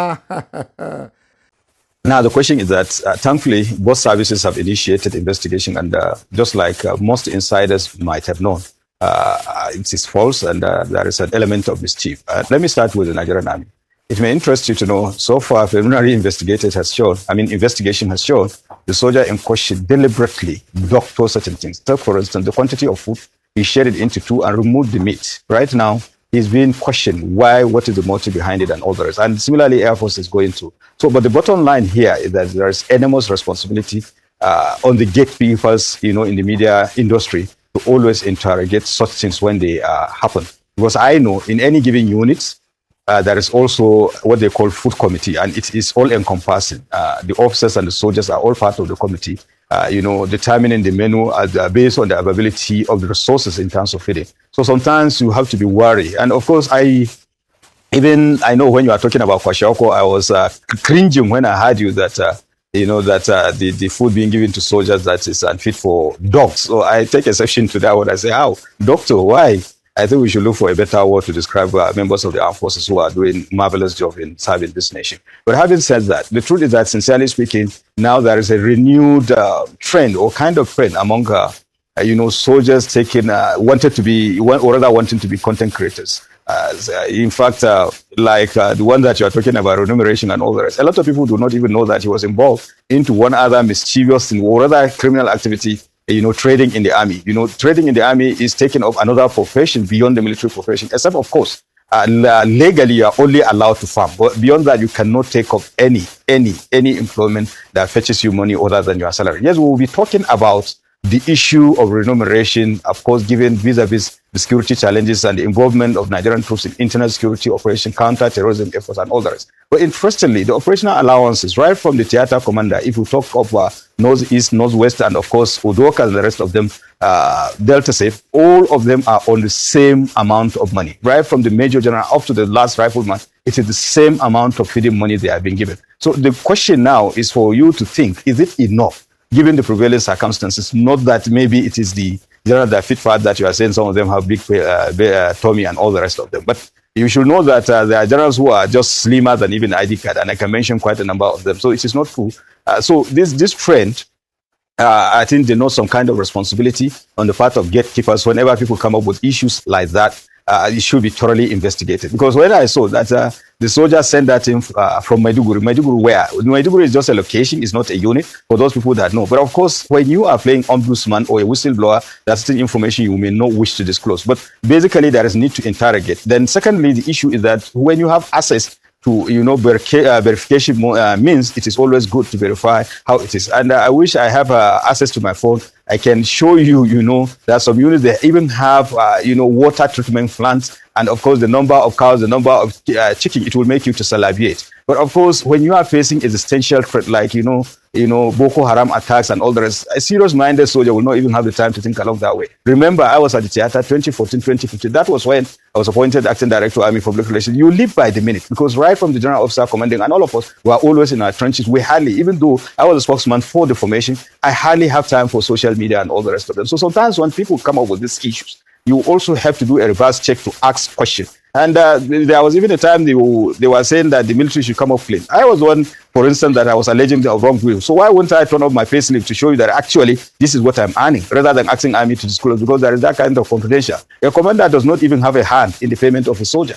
The finance code does that. So there is a kind of check and balances, and these are the kind of things. And I'm so happy, particularly you, Dr. Abati, you were in charge with us for how many days, and you have seen what life is in the day of a soldier of the armed forces of Nigeria. And so these are the kind of things that should come into play whenever people come up with issues of that nature. But invariably, I'm not saying that the system is perfect. It's far from it, but certain things need to be questioned. And you see, these little things, to a large extent, they accumulate and demoralize our troops. And by the time the troops are demoralized, we won't have troops to fight the battle for us. Ẹ jẹ́ wá sáré dé Plateau níbi tá a gbọ́ pé wọ́n ti pa odidi ìdílé kan run. Wọ́n ní another massacre in Plateau State. Pastor àti ìyàwó ẹ̀ àti gbogbo àwọn ọmọ wọn ni wọ́n pa ní òru gànjọ́, òru mọ́jú. Suspected Fulani militants have reportedly killed Reverend Ayuba, Kochi of the Evangelical Church Winning All, alongside with his wife Chundong Ayuba and their two children, Cyril and Endurance, in a late-night attack on Gako Village, Rimward, Riyom local government of Plateau State. The attack occurred around 11 p.m. on Sunday, April 26. Ní alẹ́ ọjọ́ Sunday ló ṣẹlẹ̀ o, tí àwọn agbébọn militia Fulani militia tán yabo community yìí tí wọ́n sì bẹ̀rẹ̀ sí yìnbọn tako wọ́n ní gbogbo wọn mọ̀ wọlé arákùnrin ni wọ́n sì pa gbogbo family rẹ̀ run pé lọ́mọ kéde Jésù lọ́run. Mi ò sọ nǹkan mi ò ní sọ nǹkan kan nínú Nàìjíríà tẹ́ ti fẹ́ kádùrá àgbà náà rí o.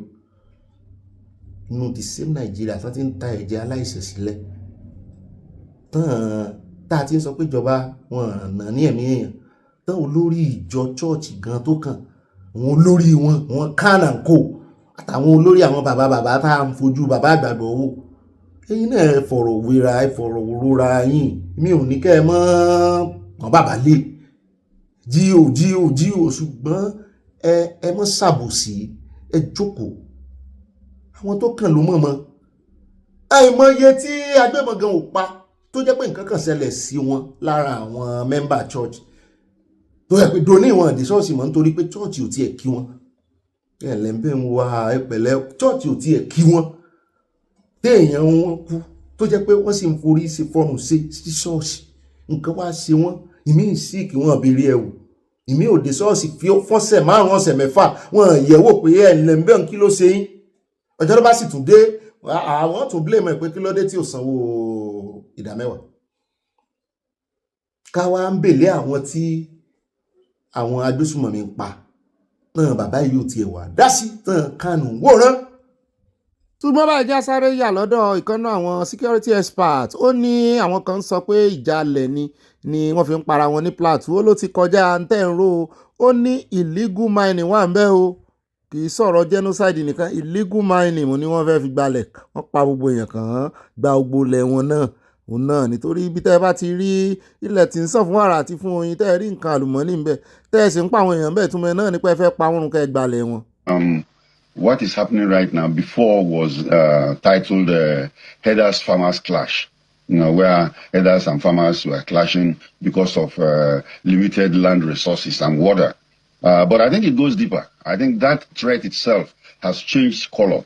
And right now, what we have actually, the root causes and what is happening on the plateau is illegal mining. Illegal mining by people who are coming even from foreigners.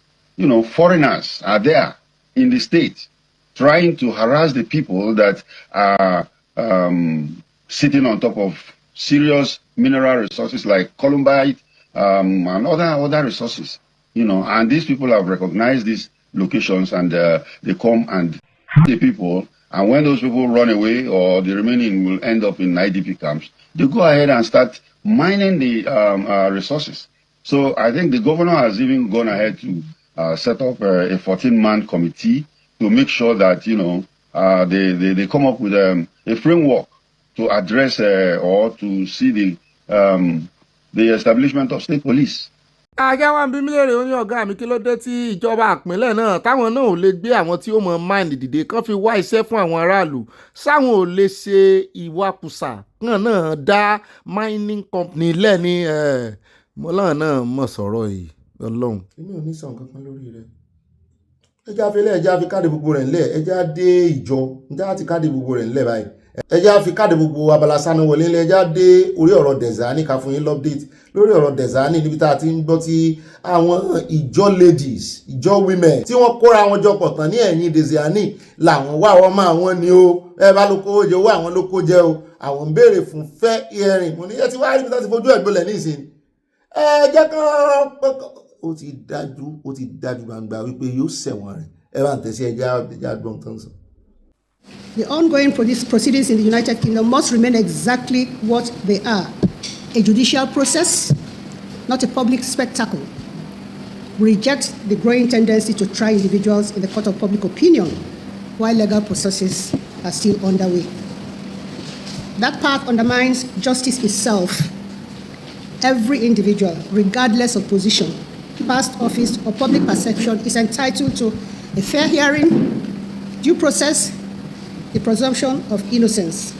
These are not privileges, they are rights. We are mindful that Dezani Agama Alice Madueke is not only a former Minister of Petroleum Resources, but also a woman who rose to senior leadership within Shell before serving her country. She also rose at the global level to become the first female president of OPEC. That history demands neither immunity nor condemnation, but it does demand seriousness, balance, and fairness in how this moment is handled. As Ijaw women, we stand in solidarity. We caution against media sensationalization, selective narratives, and the weaponization of public opinion. Justice must not be shaped by headlines. ó náà lẹ ti gbọ́ yẹn ṣé ìjọba UK wá rán wọn nígbò jẹ́ pé kì í kú sówó UK ló ná kì í sọ̀dọ̀ UK ló ti kówó jẹ ṣùgbọ́n UK ló ti wá nànà yà iná àpà ìyẹn kò lè bọ́nú ẹ̀ ibo ló ti rá dúró owó yìí náà bá mú ọ fún laundry Nàìjíríà ó ṣàṣàlàyé ibi tó ti rí owó yìí ó sì dénú UK ìṣẹ̀lẹ̀ rẹ̀ ó wá jókòó sí UK ó wá ná owó yìí ibo ló ti ṣiṣẹ́ owó yìí nínú UK tí ò bá wá jẹ́nu UK ló ti ṣiṣẹ́ owó yìí tó nànà yà lọ́jọ́ kan wá dúró owó tí wọ́n nìkan ná àwọn olówó àwọn gan wọn ṣe báyìí nànàkúnà náà táwọn mọ ìsàlẹ̀ ọ̀rọ̀ wọn tí ò sẹ́gbìn bẹ̀ ìwọ ibi títí tó ti ń bọ̀ ìsàlàyé bí ò bá ṣe nú UK ló ti méèkì owó ibo ló ti méèkì ẹ̀ wá ṣe lálàyé kàn lè justify pé owó rẹ ni ó bá ṣe wù ọ́ ó nànàkúnà ìṣe ó nànà àpà kì í ṣẹ̀ṣẹ̀ ṣùgbọ́n ó ṣàlàyé ibi tó ti làágùn owó tó fi wá nànàkúnà nú UK ibi tó ti sẹ̀nu yóò ṣàlàyé àní rí gbà lọ́nà Abala Sanawole ní pápá àpẹjẹ àtẹ̀wájú àròjọ mùsùlùkùn àyá òun náà ti march ó ti ń jọ́ọ̀gì wípé òun lòún fẹ́ wọlé fún half time báyìí ó yà àyá pàpà parada báyà bá parada àdọ̀gà rẹ̀ pápá àpàgbéra ńlẹ̀ oníṣó àyá bẹ́ẹ̀lẹ̀ ò bẹ́ ṣiṣẹ́ mọ̀pẹ́ o. ó máa tún kí ẹ̀yin olóòfin akábọ̀ sínú abala yín abala comment section mọ́ mi Grace olùṣòótọ́ àwọn náà bá a síde ètò wọn ni mo ṣe lóṣọ̀ kìtù alápẹ̀rẹ̀ òṣùwòbí kò sáyé kankan fún òfin ṣàríà ní orílẹ̀-èdè Yorùbá kò sí nǹkan tí ẹ lè ṣe o a ti gba ìjọba náà kúrò lọ́wọ́ yín a ti fà á ya gbé padà fún àwa oníǹkan ọmọ orílẹ̀-èdè Yorùbá ó ṣeun bàbá wa olóore ìyìn ògo ní fún yín títí láíláí àmì wọn tẹ lọ́ọ̀sì àmọ́ mi yọ yẹn kò ní yẹ ẹ lẹ ṣùgbọ́n ohun tẹ́ fi bẹ̀rẹ̀ yẹn ohun ìgboro ni o óyá wọlé mo ṣùn olóṣà alápẹ̀rẹ̀ Kétu alápẹ̀rẹ̀ o mọ́ mi tí iná rìn wọ́n ní ṣòwò rẹ̀ ṣé wá ń sọ̀rọ̀ bí ẹlẹ́rẹ̀gbẹ̀ báyìí èmi náà mọ̀ fa ni o mo fẹ́ hack ti ẹlẹ́rẹ̀gbẹ̀ bámi fọlọ́nsọ́ta ní mọ̀lá kò sí èèyàn kan kò sẹ́dà kan àfọlọ́ wọn ní bọ́bí bámi mò ń jẹ́ mo bá búbú o wọ́n ní gbogbo àwọn tó ń pa wá nílẹ̀ Yorùbá àrá ló máa pa wọ́n àti gbogbo àwọn alátìlẹyìn wọn fi nǹkan panu ránṣẹ́ sí àmọ́ báàmì ẹ mọ̀jẹ̀ àdódàrà nìkan o jẹ́ káà náà gbìyànjú bẹ́ẹ̀ náà nítorí ara bízì lọ́wọ́ yìí àwọn a sì ti ń wojú Aláàfin àwọn gan-an ọ̀dọ̀ wọn lára wà Ṣàngó Olúkòso bẹ́ẹ̀ náà ni bá mi òkè ńlá adédọ̀tún wọ́n ní olùkùnmí bọ́bì mo kí yín wọ́n ní mo lù yín lọ́gọ ẹnu ọbáfẹ́mi hamzat is a round peg in a round hole and he has learned by the rope so versatile cool calm and quiet amazing ṣùgbọ́n power máa ń pa ẹlòmíì bí ọtí champagne ni ẹjẹ́ ó débẹ̀ náà ká wò àti wípé mò ń wò pé tútù rẹ̀ gan-an mi ò rò pé nǹkan ni ó ṣèjọba yẹn wọ́n mọ̀ tí lọ tí síwájú tí sẹ́yìn. Bàbá mi Rábì Ọlọ́pàdé wọ́n ní Uncle OBJ wọ́n ní is our recognized Yoruba leader throughout the world. During the Uncle OBJ regime, Nigeria recorded the highest number of genocide. Ṣé pé nọ́mbà yẹn tún ju ti olórí rẹ lọ? Wọ́n ní burning of the churches in northern part of the country. Bá mi kọ́kọ́ yìn síwájú wọ́n ti OBJ síwájú. Ẹ̀yin bàbá tí mo ní lórí ìkànnì mo mọ ẹ̀yin ọ̀dọ́ yìí mo ti ń kábò sí Ọlọ́run bẹ́ẹ̀ náà ni mọ́mí Adésọlá Ọládèjì wọ́n ní ẹ̀rí èdè Fúlàní ni wọ́n ń sọ̀hún ìrankíran. Mọ́mí Stella Òdèlé wọ́n ní Ọ̀gbẹ́ni Bọ́bí ẹ̀ka alẹ́ ọmọ mi mo kí yín wọ́n ní kí ìjọba jọ̀ọ́ kán bá wa gba àwọn ìyá wa tí wọ́n náà nínú igbó ìsílẹ̀ ó ń bà wá nínú jẹ́ o àbí wọ́n tẹ lọ́ọ̀bù ránṣẹ́ sí a lọ́ọ̀bù alárànbarà ẹ̀jẹ̀ ń bá yín tẹ̀ sí ìjọba kan tètè dáhùn bẹ́ẹ̀ náà ni mọ́mí Victoria Bàdéjọ wọ́n ní good day to everyone mọ́mí mo kíyan I am my cute obi wọ́n ní ọjọ́ wo ni Áfíríkà máa bọ́ nínú rògbòdìyàn báńdíìtì àfi kí Ọlọ́run kó ayọ̀ Adámáwá ti rógun àyálù ó mà ṣe o. Ogun nílé ogun lóde Oòduà nation no going back we move wọ́n ní ká mú wáìnì dání ká mọ̀ ṣe fàájì lọ́n tíya. Bẹ́ẹ̀ náà ni mọ́mí Adésọlá Ọládèjì wọ́n ní ta ní sọ̀rọ̀ báwọn Sowore mọ́mí ó dàpẹ́ mẹ́gbàá lọ́wọ́ ẹ fi yá Sowore báwọn mọ̀mọ́ wa bá ti sọ̀rọ̀ báwọn àwọn fẹ́ náà yẹn nu. Mọ́mí Florence Alade wọ́n ní akó ọ̀sẹ̀ tuntun Ọ̀gbẹ́ni Bọ́bí Sanawole àtàyà yóò yẹ wá kò ní yẹ ilé àṣẹ Ìdùmarè ọjọ́ wo la máa bọ́ lóko ẹrú Fúlàní ọmọ olódò dẹ́sí ń wòran odò àgbà wá o ilé yá ọmọ Oòduà OBJ ó lẹ́nu ọ̀rọ̀ wọ́n lórí fọwọ́ sí sàríà wọ́n tẹ lọ́ọ̀sẹ̀ àti nǹkan panu torí third term kò jẹ́ sọ̀rọ̀ lọ bí sàríà láyéláyé òun ló sì fa kò jẹ́ sọ̀rọ̀ tó bá ń blame ìjọba báyìí kò ní sọ̀rọ̀ débi sàríà. Abájọ tí bàbá Gani Fáwẹ́hìnmí ti sọ pé ó burú ju èpè ìdílé ó burú ju Sàtánì lọ bẹ́ẹ̀ náà ni báyà mi Olúkáyọ̀dé Hamzat wọ́n ní eléyìí lágbára o àwọn olórí wọ́n wá ipò káàkiri àwọn agbésùnmọ̀mí sì ti fẹ́ pa àwọn ará ìlú tán wọ́n ní wọ́n torí ará ìlú ṣe protest orí àwọn ará ìlú yìí kò ní jẹ́ kẹ́ ẹ rí tẹ̀ ń wá àmín èmi náà sàmì sí i màámi Mary Odùnú ìtẹ̀mí nìkan wọ́n ní Bọ́bí mi màámi fa mi ẹ̀gùn ni wọ́n fa mi ilé wọ́n ní òun lẹ̀ ń ká bí ẹja sáwà yìí kó máa lọ bẹ́ẹ̀ kí wọ́n fa wọn tú tí gbòǹgbò kò sáàyè fún sàríà nílẹ̀ Yorùbá àwọn ọ̀tá Yorùbá wọn ò ní sinmi Oòduà nation gbéra tètè dé o àyà mo kí yín wọn tẹ lọ́ọ̀sì ọ àyà àti nǹkan ọ̀pànù bẹ́ẹ̀ náà ni màámi mo róhun àríkẹ́ láti Egypt kọ́ yẹn wọ́n ní Bọ́bí ayọ̀ rẹpẹtẹ o mo rí nǹkan ayọ̀ tẹ́ fi ránṣẹ́ o àti fẹ́ bẹ́ẹ̀ náà ni mo rí pineapple ọ̀gẹ̀dẹ̀ good night bẹ́ẹ̀ náà ni àtúndọ̀dọ̀ mọ́mí Tóyìn Nọ́rì wọ́n ní ọkàn àwọn agbésùnmọ̀mí yìí ò ní balẹ̀ àtàwọn tó rán wọn níṣẹ́ àtàwọn tó ń gbárùkù tì wọ́n. Iye kan Trump àti Rẹ́mírẹ́mì bàbá mi dáadáa wọ́n ní Ọ̀gbẹ́ni Bọ́bí don't waste your time revenge those that hurt you will eventually face their own karma God bless America I love when I wake up and Donald Trump is president. Ẹni ká mọ́ revenge ká mọ́ wo àwọn ní blasphemy law níran irọ́ o àníwò wọn ràn bẹ́ẹ̀ náà ni at peace for all being at on the way to isn't ESN same as IPOB the same thing gbogbo wọn bí ẹ̀ka lára igi kan ni.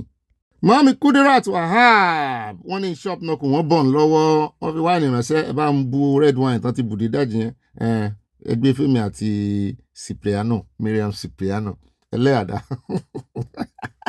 mọ́mí Cipriano ẹ̀ dájà alẹ́ o bẹ́ẹ̀ náà ni mọ́mí Grace Olùsọ tán wọ́n ní ajínigbé abẹ́sùnmọ̀mí agbénipa ọkọ tán ìyàwó ń sunkún ẹ wá na ìyàwó títí ẹ fi gé lórí ẹ tún fi ṣe ẹlẹ́yà Olúwa máa mú yín fi ṣe ẹ̀sìn àwọ̀rò ìkànnì bẹ́ẹ̀ náà ni wọ́n tẹ̀síwájú wọn ní kí ló dé tí ìjọba Nàìjíríà kò wá nǹkan ṣe sí àwọn ogun olóró yìí tí ìjọba Nàìjíríà la ojú sílẹ̀ nǹkan dẹ̀ ń bàjẹ́ lọ ṣé kò ní ẹ̀rí ọkàn ni wọ́n ní ìkòkò ní gbẹ̀yìn kò tún gba sọ́sọ́ o ẹjẹ́ wa lọ sọ́dọ̀ mọ́ mi Ṣadé Ìbírónkẹ́ Àfínládé yìí o wọ́n ní óbì ayọ̀ ní ẹ̀kú iṣẹ́ ọpọlọ mọ́ mi lórí Ṣadé lótò agbé kudos fún pásítọ̀ tó dífẹ́ǹdì àwọn Christians ní Nàìjíríà. Níbo ni àwọn dáríjì ò wà ń bó?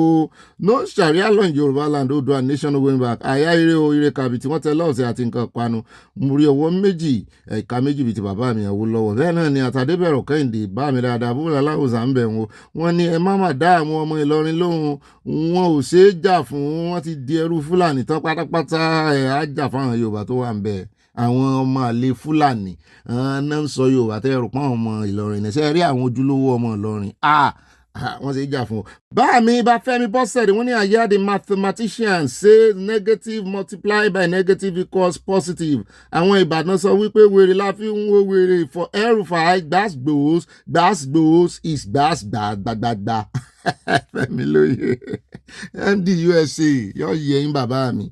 Mọ́ mi fún mi lọ́lá bẹ́ẹ̀lì wọ́n ní Ọ̀gbẹ́ni Bobby ọkọ̀ wa ìmìlẹ̀ ń ké sí orí bá gbé wọn débẹ̀. Ṣé àlàáfíà lẹ́wà sà ẹ́ ti rí lójú mi? Àlàáfíà mú abẹ́yìn náà ṣe wá ọ sà. You are darling husband forever. Love you, I love you too. Wọ́n tẹ lọ́ọ̀sì àti nǹkan pàánù bẹ́ẹ̀ náà ni mo rọ́ gẹ̀dẹ̀. Ẹlẹ́yà ti ń já ọ̀gẹ̀dẹ̀ ìgbà lọ́wọ́ mi. Bẹ́ẹ̀ náà ni mọ́ mi Dorcas Jalo láti Netherlands. Màmá Bobby wọ́n ní ẹ̀ka alẹ́ gbogbo ibi aláyọ̀. Aya wa àti bírọ́dà mi Ọ̀gbẹ́ni Bobby. Ẹ bá ń kí dádì o. Ojú fèrèsé dádì ti ń wà ìdààmú jẹ́rẹ̀ yín lẹ́wọ́ wọn lọ́bẹ̀. Bẹ́ẹ̀ náà ni mọ́ mi Bùnmi Crystal wọ́n tẹ love sí 100% mo bá wọn fi sí. Alájà mi Mọ̀dínà Solomon wọ́n ní ìfà lóní kẹfà mi mọ́ra bẹ́ẹ̀ ní orin tá a kọ wọlé wọ́n mi kàn jó lọ́rin bí òkòtó ni. Wọ́n ní ibà pọ̀fọ̀pọ̀fọ̀ ló wọ́n rẹ́rìn bẹ́ẹ̀ ni àbí wọ́n fọpọ̀ nínú èdè wa àmọ́ kọrin báyìí ni bàbá wa Ṣóyínká gan sọ wọ́n ní èdè Yorùbá pẹ̀lú oríṣiríṣi àmì tó wọ́ọ̀dù kan báyìí ọ̀rọ̀ kan yóò sì túmọ̀ sí oríṣiríṣi nǹkan nítorí àmì. Bẹ́ẹ̀ náà ni ẹjẹ́ àdọ́dọ̀ mọ́ àmì Christiana Mustapha wọ́n ní òbí kò ní rẹ̀yìn Ọlọ́run kò ní fi yín sílẹ̀ láṣẹ tẹ̀dùmarè àmì o. Mo rí ẹlẹ́yà lánàá o ọjà wọlé ti pàdé àbí lórí comment section náà ni wọ́n ní ẹ rọra máa jowú o mo nífẹ̀ẹ́ yín wọ́n náà nífẹ̀ẹ́ yín wọ́n ní kò sẹ́ni tó lè gba Bobby lọ́wọ́ yín ẹ má bẹ̀rù. Ẹ má bẹ̀rù rárá kò jọ wọ́n ní mo gbádé fún yín o Oòduà àgbéwà kò ní gbọ́dàlẹ̀ òṣìkà kò ní gbé òṣìkà ní Obi I love you too. Wọ́n fi nǹkan panu ránṣẹ́ bẹ́ẹ̀ náà ni mo rí ice cream. Mọ́mí Supiano ẹ wá gba ice cream. Mọ́mí Supiano ti gbà mí mẹ́lẹ́ àlọ́ ibẹ̀ lọ́kàn mi wà ní ìsìn. Bẹ́ẹ̀ náà ni ẹja lọ́dọ̀ bá mi Adétáyọ̀ Adégẹyẹ wọ́n ní ó yẹ kí àwọn ìjọba Nàìjíríà fi ti Mali ṣàríkọ́gbọ́n kí wọ́n pa àwọn agbésùnmọ̀mí yìí run. Oòduà tètè dé o. Mami Anna ń sọ, mo rí pọ̀ yín o, wọ́n tún rí tọ́la, ó yẹ ní pọ̀. Mo gbádùn pọ̀ tòní o. Wọ́n tẹ lọ́ọ̀sì àti nǹkan panu Oòduà nation no going back. Mo ti tara ṣàṣà, mo ti dé ọ̀dọ̀ bá mi Adégẹyè padà Adétáyọ̀ wọ́n ní òbí gbogbo ìdílé aláyọ̀ yìí. A kò ní ráàrin fẹsẹ̀ sí àmì tẹbí tara o. Olódùmarè yóò máa fàbó rẹ̀ bò wá ìbùkún ní fún orílẹ̀-èdè Oòduà from Newark, New Jersey, USA. Wọ́n tẹ lọ́ọ̀sì àti nǹkan panu. Mo sàmì mo gbé tó àdúrà mi. Báàmí Fọlọ́nsọ́ta nímọ̀lá wọ́n ní Ọ̀gbẹ́ni Bobby gbogbo àwọn tó bá gbàbọ̀dè nílẹ̀ Yorùbá alálẹ̀ Yorùbá yóò mú wọn láìkó ẹnìkan ò Yorùbá nation going back wọ́n tẹ lọ́ọ̀sì àti nǹkan panu. Mami Stella Ogunbajo mo rí pọ́ọ̀tì yín náà táyé kàn ìjó lẹ́sẹ̀ ẹ̀yin náà lẹ́wòrán àwọn àti mọ́ọ̀mí anáàzù pọ́ọ̀ yìí náà ni wọ́n ní God bless Oòduà nation wọ́n tẹ lọ́ọ̀sì I will love you too.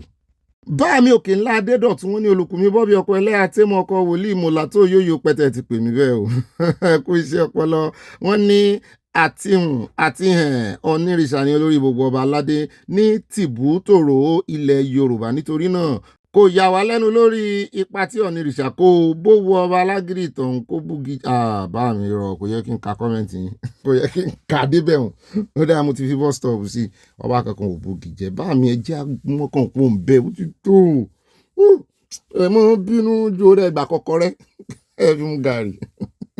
Bẹ́ẹ̀ náà ni bá mi rábẹ́ ọlọ́pàá dé wọ́n ní the weeping of the victims look like as if they are acting movies. It doesn't look like real. They are just soliciting for money from the masses. Kò lè look real nígbà ó jẹ́ pé wọ́n nà wọ́n ní kán bọ́ síta ni. So ti yẹn bá wọn gbogbo àná la mọ̀ ṣùgbọ́n for real wọ́n jí wọn kó bẹ́ẹ̀ nígbà tẹ́ gba díẹ̀ dùn wọ́n wọ́n kéde ẹ̀ o. Because sẹ́ẹ̀rì kì í ṣe pé bóyá wọ́n kàn dédé náà wọ́n ti ṣẹ́ẹ̀tì kámẹ́rà àwọn wèrè yẹn fẹ́ fi gbowó ni. So kò look real lọ́dọ̀ àwọn agbésùnmọ̀mí bet pẹ̀lú bọ́n gbogbo ẹ̀tàn kó dání ó look real lọ́dọ̀ àwọn victims yẹn o. So àwọn agbésùnmọ̀mí yẹn fi wọ́n stage ẹ̀ ní mọ́ọ̀mí Olúfúnkẹ́ Fájimólú wọ́n ní Bobby Ṣèyí Mákindé tó ń sọ nípa wẹ́ẹ̀tì ẹ̀ kò mọ bó ṣe rí o nítorí kí kì í ṣe ogun kékeré ni bí òun àti Arẹ́gbẹ́ṣọlá ṣe darapọ̀ mọ́ àwọn ọ̀tá Yorùbá ni Ẹ̀sọ́ Akíntọ́lá àti Fani Káyọ̀dé ṣe parapọ̀ mọ́ Saudana àti Balewa láti dìde ogun sí Yorùbá sí bàbá wa Awólọ́wọ̀ ńgbà náà. Bẹ́ẹ̀ náà ni òótọ́ ni o. Àwọn náà mọ̀ tí ń sọ nìyẹn pé àwọn bàbá àwọn dìtẹ̀ ńgbà náà lógun wẹ́ẹ̀ ti ṣẹlẹ̀, so àwọn náà ń dìtẹ̀ lọ́wọ́ mọ́ Yorùbá pé mi ò tún ṣẹlẹ̀ ọ̀dà ogun dry ni òní jẹ́ ogun wẹ́ẹ̀tì mọ́ ogun dry ẹ̀ ni ó ṣẹlẹ̀ ní ìsìn. ṣé ìyá máa fẹnu pogun ẹ̀ ń bá rogun rí ebi kan lẹ́yìn a sì já lọ́wọ́ ẹ̀ tí ó ti ṣe. bẹ́ẹ̀ náà ni ẹja dọ́dọ̀ iṣẹ́ rí ẹni tí bá ń sọ̀rọ̀ bẹ́ẹ̀ ẹ̀ ti mọ̀ wípé olórí tó bá ń ṣe bẹ́ẹ̀ sọ̀rọ̀ èyí tó ń ṣẹlẹ̀ lọ́wọ́lọ́wọ́ ń sìn ẹ̀ rí i pé wọ́n dá sí ó tún pè mí. bá mi Olúyọ̀mí Olúwọlé mo mí sí wọn ní good day my brother àlàáfíà ni bàbá mi o. Congratulations to Wizkid, I celebrate with him. Yoruba nation no going back. Rotarian Olúwọlé, Eastern Texas. Wọ́n tẹ lọ́ọ̀sì àti nǹkan pàánù. Bá mi mo mí sí yín o. Bẹ́ẹ̀ náà ni Àtolúyẹmísí Abẹ́gúndé wọn ní kalẹ̀ Obi, Malami and El-Rufai were the persecutors that are now persecuted and the hunters that are now being hunted. The law will terrorize all Nigerians terrorists. Àmín, àmín, àmín lórúkọ Jésù.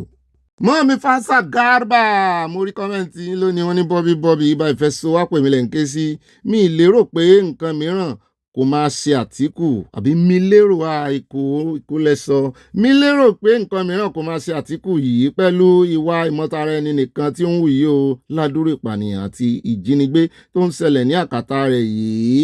Ẹkùn campaign ló ń sunkún kiri ṣíọ̀ kí Ọlọ́run bá wa ṣe kí ìrètí wa tètè wá o kó tẹ̀ wá lọ́wọ́ ní àdúrà tiwa. Mọ́ mi yóò tẹ̀ wá lọ́wọ́. Bẹ́ẹ̀ náà ni mo ti dé ọ̀dọ̀ ẹlẹ́hà mi ọkàn mi wọ́n sì kìkìkì.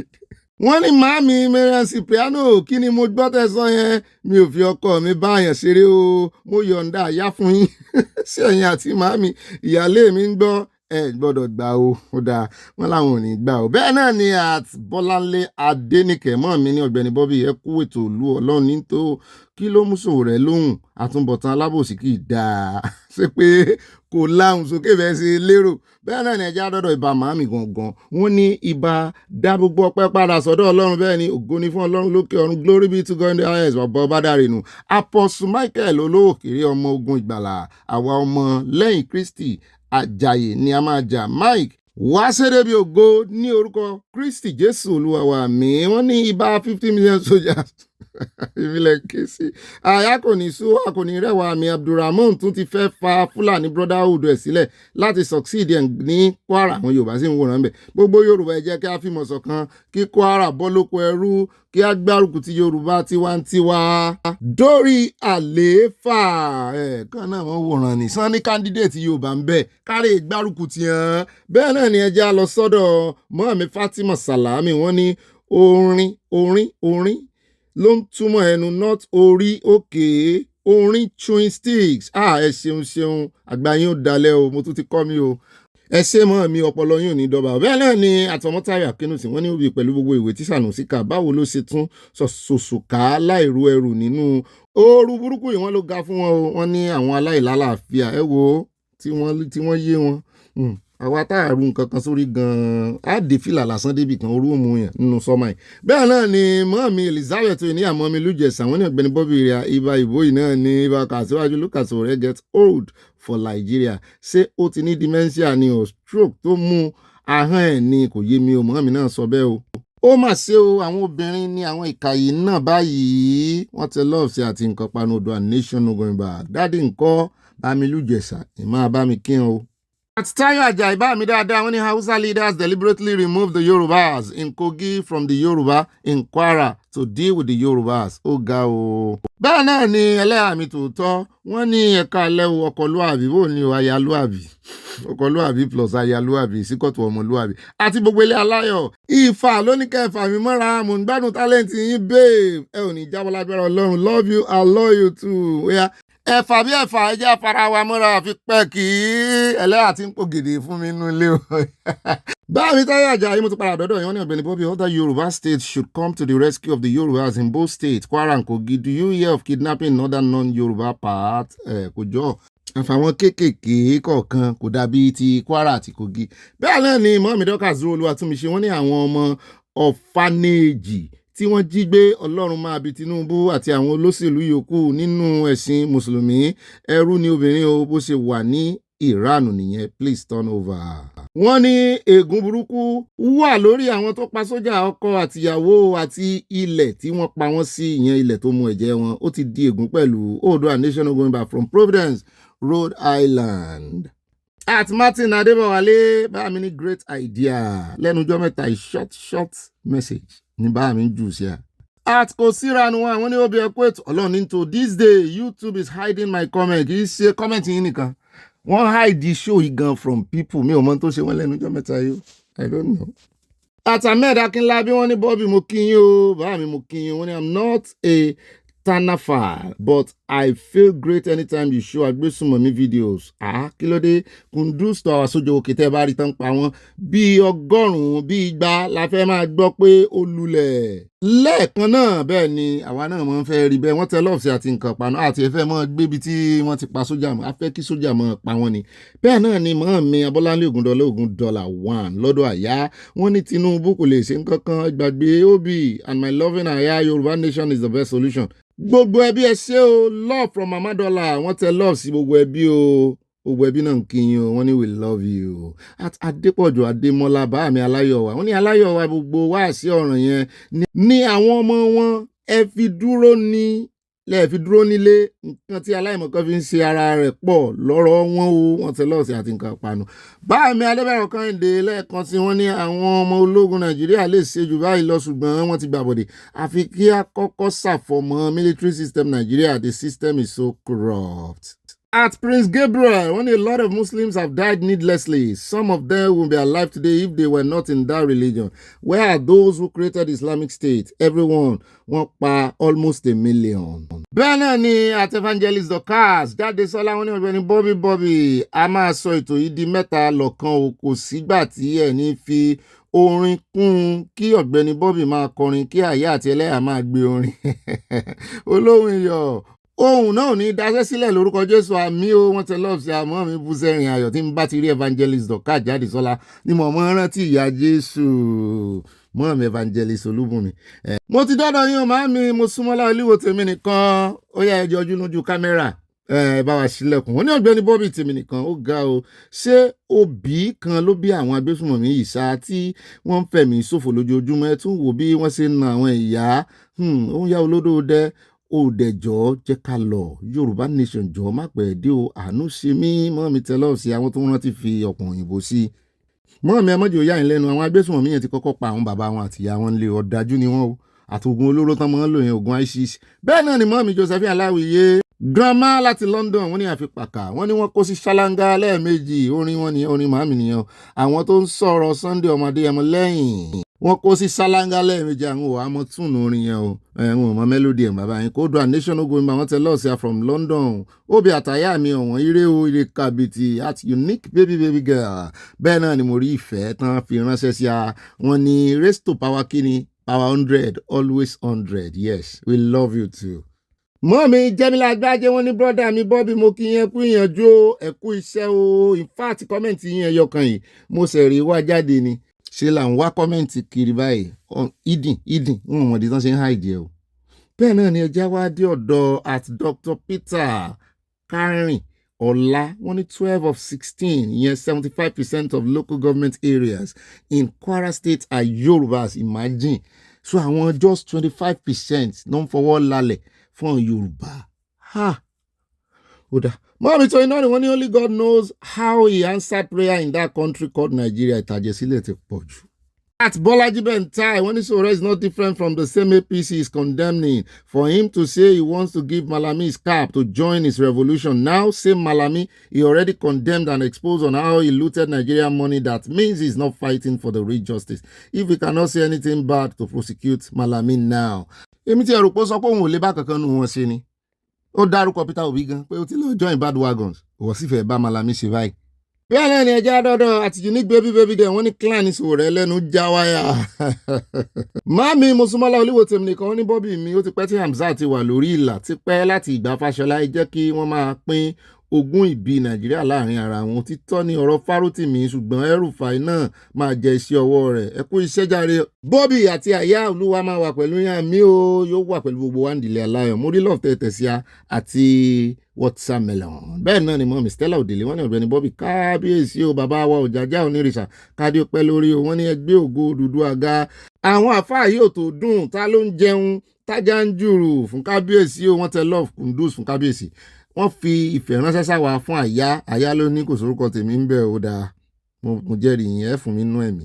Bẹ́ẹ̀ náà ni ẹjẹ́ arẹ́dọ̀ mọ́ mi Stella Ògúnbàjò wọ́n ní gbogbo ẹ̀yin ọlọ́jẹ̀lú ìlú Nàìjíríà ṣe ló yẹ kí gbogbo yín fi ọwọ́ bojú yín kẹ́ ẹ má lè ríran tẹ́ bá ti rìn láàrin ìlú, kí ẹ máa sunkún kí wọ́n máa béèrè lọ́wọ́ yín pé kí ló ń pa yín lẹ́kún, kí ẹ sọ fún wọn pé ẹ já wọn kulẹ̀. Mọ́ọ̀mí Olúṣọlá Adébáyọ̀ wọ́n ní El-Rufai náà pásíkíùtì ní Àbújá, ó sì tún pásíkíùtì àwọn kìrìsìtẹ́nì rẹpẹtẹ ní Kaduna State. Ó ṣẹ̀ṣẹ̀ bẹ̀rẹ̀ Nàìjíríà happen sí ni o. Karma is always at the corner. Detention yẹn ó dára púpọ̀ fún mọ́ọ̀mí náà fọwọ́ sí 100%.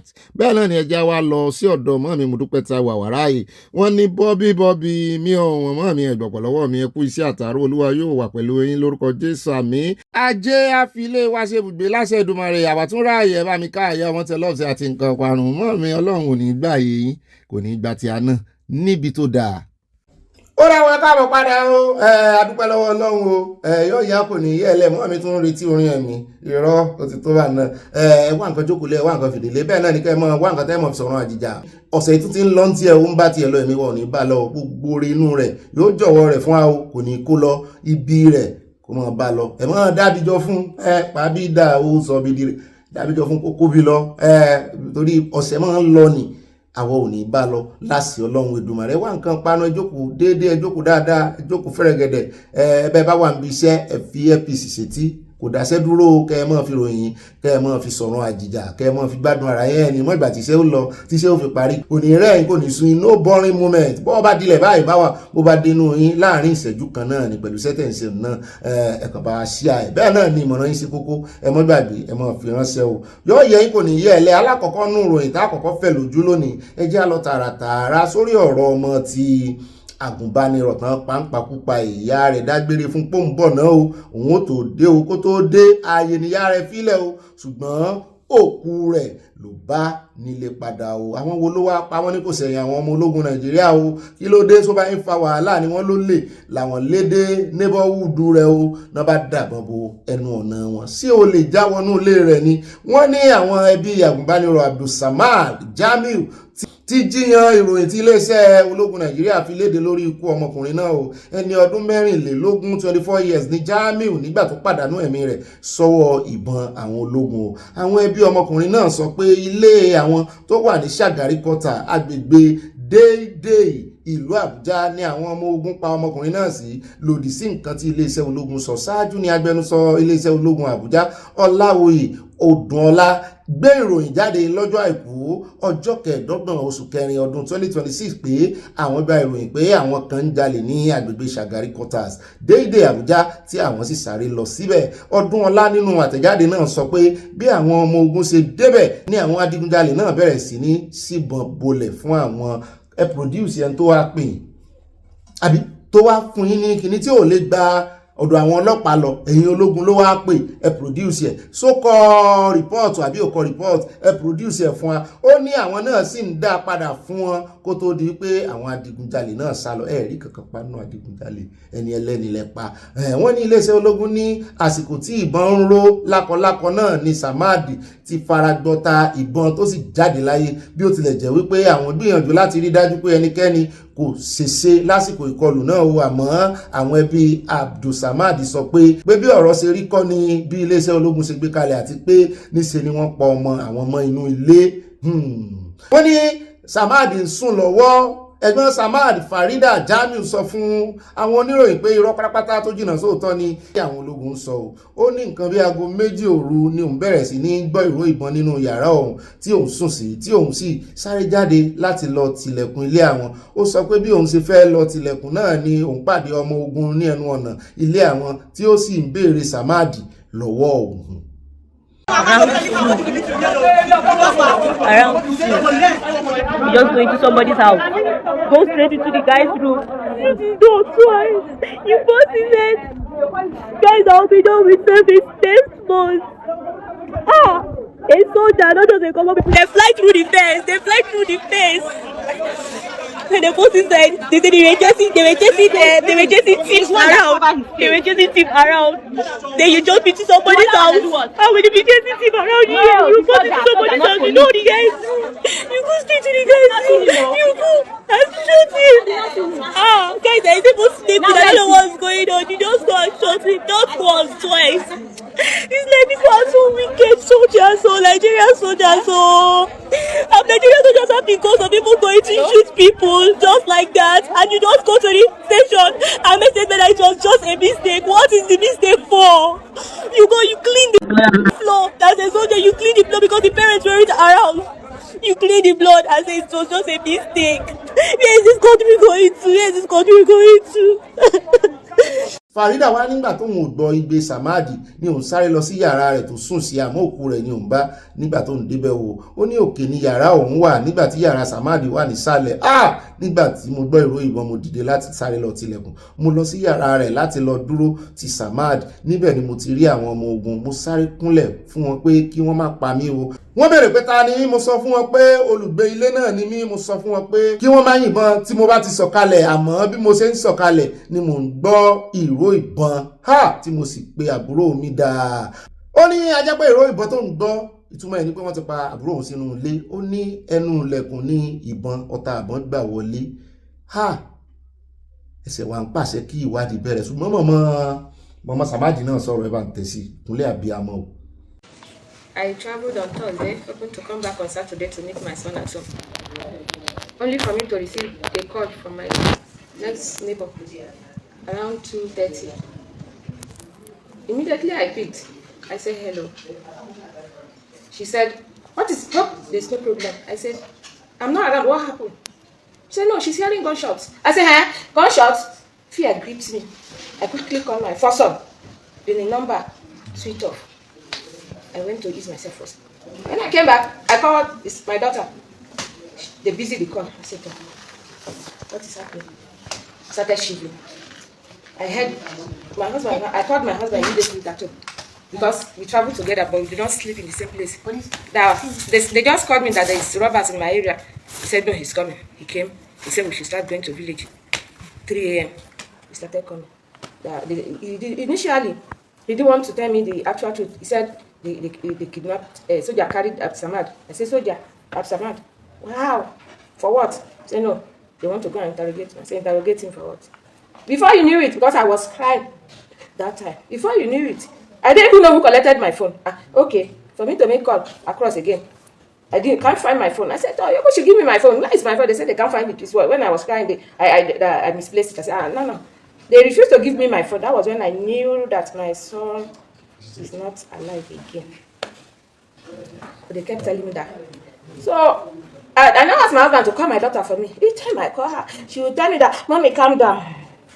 Mommy, calm down." I said, "Farida, tell me the truth. What happened?" He said, "Nothing. You know you have BP. Calm down." I said, "Okay." I'm getting to Abuja only for me to discover that my son was dead. Who killed my son? Did he go out? They said no. Who killed my son? They said soldier came, jumped through the fence, took he opened my exit door from backyard, went straight to his room, and was dragging the door, knocking the door. Who is there? Maybe he woke up, I don't know. He woke up from sleep and was trying to hold the door. They shot through the door. They shot the door 2 times. So, according to what I saw. So, they said after doing that, the soldiers called the vigilante around this area to come and mop the blood. They entered my kitchen, took almost clean from there, took bucket and gave the vigilante to mop. I said, "What happened? Why would they do that? What happened?" This has been my question. Who did he offend? My son. They did meet him in the compound. They did meet him in the parlor. They went to meet him inside this room.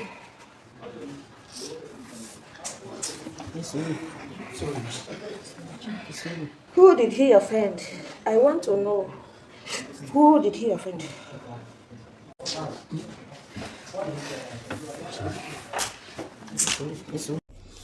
sẹ́yìn náà ti wá rí báyìí nàìjíríà ò ní ṣẹlẹ̀ sí kò ní ṣẹlẹ̀ sí mi náà negatively o èèyàn ìgbélé ẹni kéèyàn fọrùn rọ́lá wí o sàn mọ́ sàmáàdì tẹ́lẹ̀ ni so gba girlfriend wọn ni kí náà jọ fà pọ̀ wọ́n sì wá wà lọ́nú ilé ọmọ tí ń ṣàgùnbánirọ̀ lọ́wọ́ ẹjọ́ ẹ mọ́ pa ẹ ní olè lẹ wá débẹ̀ ṣùgbọ́n nú ilé wọn gan bó lẹ ṣe dénú ilé sàmáàdì só lè wọ ọbẹ̀ ni ẹ̀yin ẹ̀ sọ́nù sórí yín gan pé ẹ wọnú ilé rẹ̀ ẹ̀ ládùúgbò lẹ ti ń yìnbọn takotako àwọn olè sá lọ ẹ̀sìnkú ń bẹ.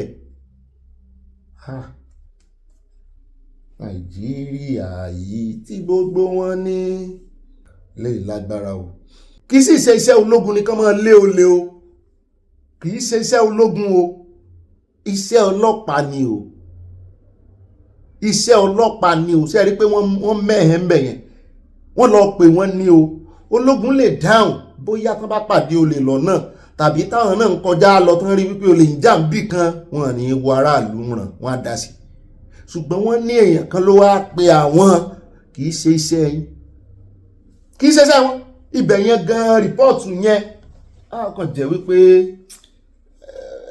wọ́n máa ṣe ẹjọ́ kún ẹjọ́ ni ọlọ́run wọ́n sápẹ́ sàmáàdì lólè ẹlẹ́ẹ̀kejì ibi tí justice yóò tètè wà náà ni pé wọ́n gbà pa ọ̀nà pa bó ti jẹ́ wípé by mistake ní àbí wọn ló ń lólè ó dẹ̀ jẹ́ kó dẹ̀ já tẹ̀wájú ẹjẹ́ wá lọ sí South Africa níbi tá a ti gbọ́ tán sọ wípé wọ́n mọ̀ ti pọmọ Nàìjíríà méjì bẹ́ẹ̀ náà ni àwọn envoy South Africa náà wọ́n ní wọ́n ti sọ ń pa rẹ̀ wọ́n ti confirm pé lóòótọ́ ni o nínú rògbòdìyàn xenophobia yìí náà ni o.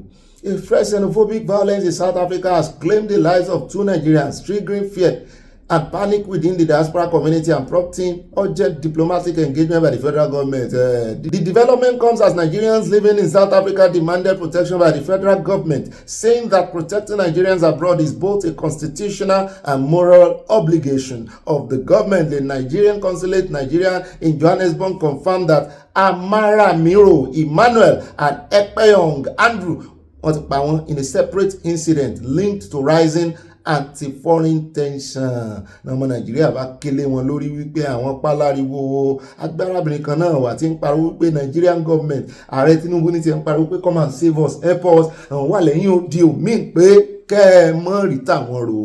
Mo ní àwọn ti lé gan-an wọn tí ìrí èèyàn gbà wọ́n lẹ̀. Abẹ́rẹ́ àwọn tí lé ò tí ìrí èèyàn gbà wọ́n lẹ̀.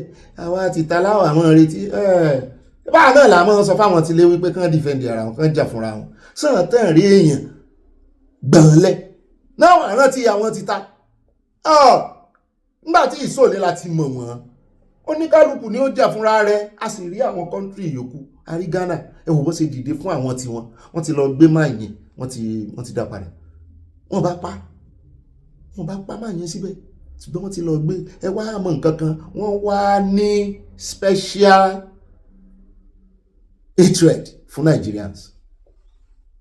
Wọ́n ní special hatred for Nigeria. Wọ́n náà ń gba ìyàwó àwọn, wọ́n ń gba business àwọn. Ṣé ti ẹ̀rí àwọn obìnrin wọn tán? Ebi àná la gbá àwọn obìnrin kan wá. Nàìjíríà ló fẹ́. Wọ́n ti pa ọkọ rẹ̀. Wọ́n sì ní ọmọ tí àwọn ọmọ obìnrin wọn bá tún bí fún ọkùnrin Nàìjíríà ní ìsìn. Wọ́n ní wọ́n tún máa ń castigate wọn ni. Mi ò mọ bí tí racism ti gbilẹ̀ tó yẹ òtún dẹ̀ tún ṣe proudly. Tíjọba ò jẹ́ tíjọba Nàìjíríà ò dẹ̀ bá wọn wí wípé ẹ wá wọ́n dẹ̀ níjọba wọn mọ̀ sí wọn náà mọ̀ sí wọn kàn pretend ṣùgbọ́n ìjọba ń wòran ẹ charge wọn ẹ ṣe ṣé irú ẹ lè ṣẹlẹ̀ sáwọn ọmọ wọn Nàìjíríà kán mọ́ ti charge yín. Àwọn kan ní torí àti ní kíní ń bẹ ni àti ìlà ambassador ń bẹ ni mo ní òun náà ló wá jẹ́ ìrántí ohun tí ọmọkiri rẹ́nu sọ lẹ́nu ọjọ́ mẹ́ta yìí lórí ariwo tó pọ̀ lórí Ààrẹ Olódòdẹ wípé wọ́n ń yáwó jù lọ́dọ̀ ọmọkiri wọ́n sọ wípé wà justified. Ẹ fẹ́ gbọ́n tó sọ ẹ̀ bá ń tẹ̀sí ẹjẹ́ àgbọ̀n tó sọ. Our priorities are to project the aims and the interests of the Bola Ahmed Tinubu administration and also to project the achievements of this administration. It's very rare right now in global affairs to have an administration that has provided 12 cycles of GDP growth, 12 cycles of trade surpluses in their country. I think if you guys recall, was it 2 weeks ago, the IMF listed Nigeria as one of the fastest growing economies in 2026, and last year Nigeria was the 6th largest contributor to global GDP growth. Now, I'm not saying Nigeria was the 6th biggest economy in the world, no. When you have GDP growth, the increase of the world's GDP growth, Nigeria was the 6th country responsible for that. So we see that this administration, the reforms that have been implemented by the president are actually working. I see some mischievous people saying that, okay, well, the president has removed fuel subsidy, why are we still borrowing? You got to understand something. People are very emotional, so they don't deal in facts. When this administration came into being, May 29, 2023, Nigeria was owing $113 billion. So if you go to the DMO, the Debt Management Office, if you go to their website, which is dmo.gov.ng, on March 31st, 2023, Nigeria's total debt was $108 billion. And then, because the DMO, they give those figures every quarter. And then the next quarter, which was June 31st, 2023, our debt had ballooned to $113 billion. Right now, as I speak to you, today is April 27th, 2026. Our debt is $103 billion. So you can see that our debt under President Tinubu has reduced by $10 billion. What people like Peter Obi and very manipulative people tend to do is that they calculate our debt in Naira to give the public the wrong impression as if our debt has ballooned under this administration. So you imagine under the previous administration when the Naira had not been floated, the value of the Naira vis-a-vis the US dollar was about, I think, 450, 475. Right now is 1,350 because the Naira has been floated, so it's now being governed by the laws of demand and supply. So by the time you begin to quantify our debt in Naira, yeah, it does seem large, but when you put it in dollar terms, it's lower. So if you're watching at home, when you see people like that, Peter Obi and other manipulative people tell you that our debt has ballooned, ask them, how much is Nigeria owing in dollars? And you begin to appreciate President Bola Ahmed Tinubu. I was with Alhaji Aliko Dangote, and one of the things, he gave me a tour of his refinery. While I was there, I saw ships going to Argentina in particular, and then going to Asia. But then Alhaji told me he has the capacity to supply even countries in the Americas. And so what I want to do as a priority for myself is to advance the Nigerian corporate industry. Not just Alhaji Aliko Dangote, other people, Nigerian banks, to advance that. So I want to see ships heading from the Dangote refinery to Mexico. I want to see banks, coming like Tony Elumulu's bank, other banks in Nigeria, even banks. I am going there to represent Nigeria. Peter Obi has a bank. He's a large shareholder in one of the banks in Nigeria, Fidelity Bank. I give my word, I will promote that bank in Mexico. So I'm going there, I'm dead to any political partisanship. I'm going to project Nigeria. So one of the things that I know that we can do immediately in Mexico is to refine petroleum products. That is a huge, there's a huge demand for that over there. We're going to send that. And then coming from there over here, Mexico is one of the world leaders in vehicle manufacturing. So if they can help local manufacturers in Osun, ẹ káàbọ̀ padà, wọn àti deploy náà láti jọ wọn àti fani àmọ́ bí wọ́n fẹ́ gbé wọn lọ, wọn àti rí designation fún wọn gẹ́gẹ́ bí ambassador. Ẹjá tẹ̀ wájú àròjọ mùsùlùkùn, ẹjá wá yà ní Ìgàndò. Àwọn tọkọtaya tán sọ wípé wọ́n adopt ọmọ ọdún 10 tán sì pa, bó ló ṣe jẹ́, sánmọ̀mọ̀ ni àbọ̀nsẹ́ẹ̀sì àbí sórí yàtọ̀.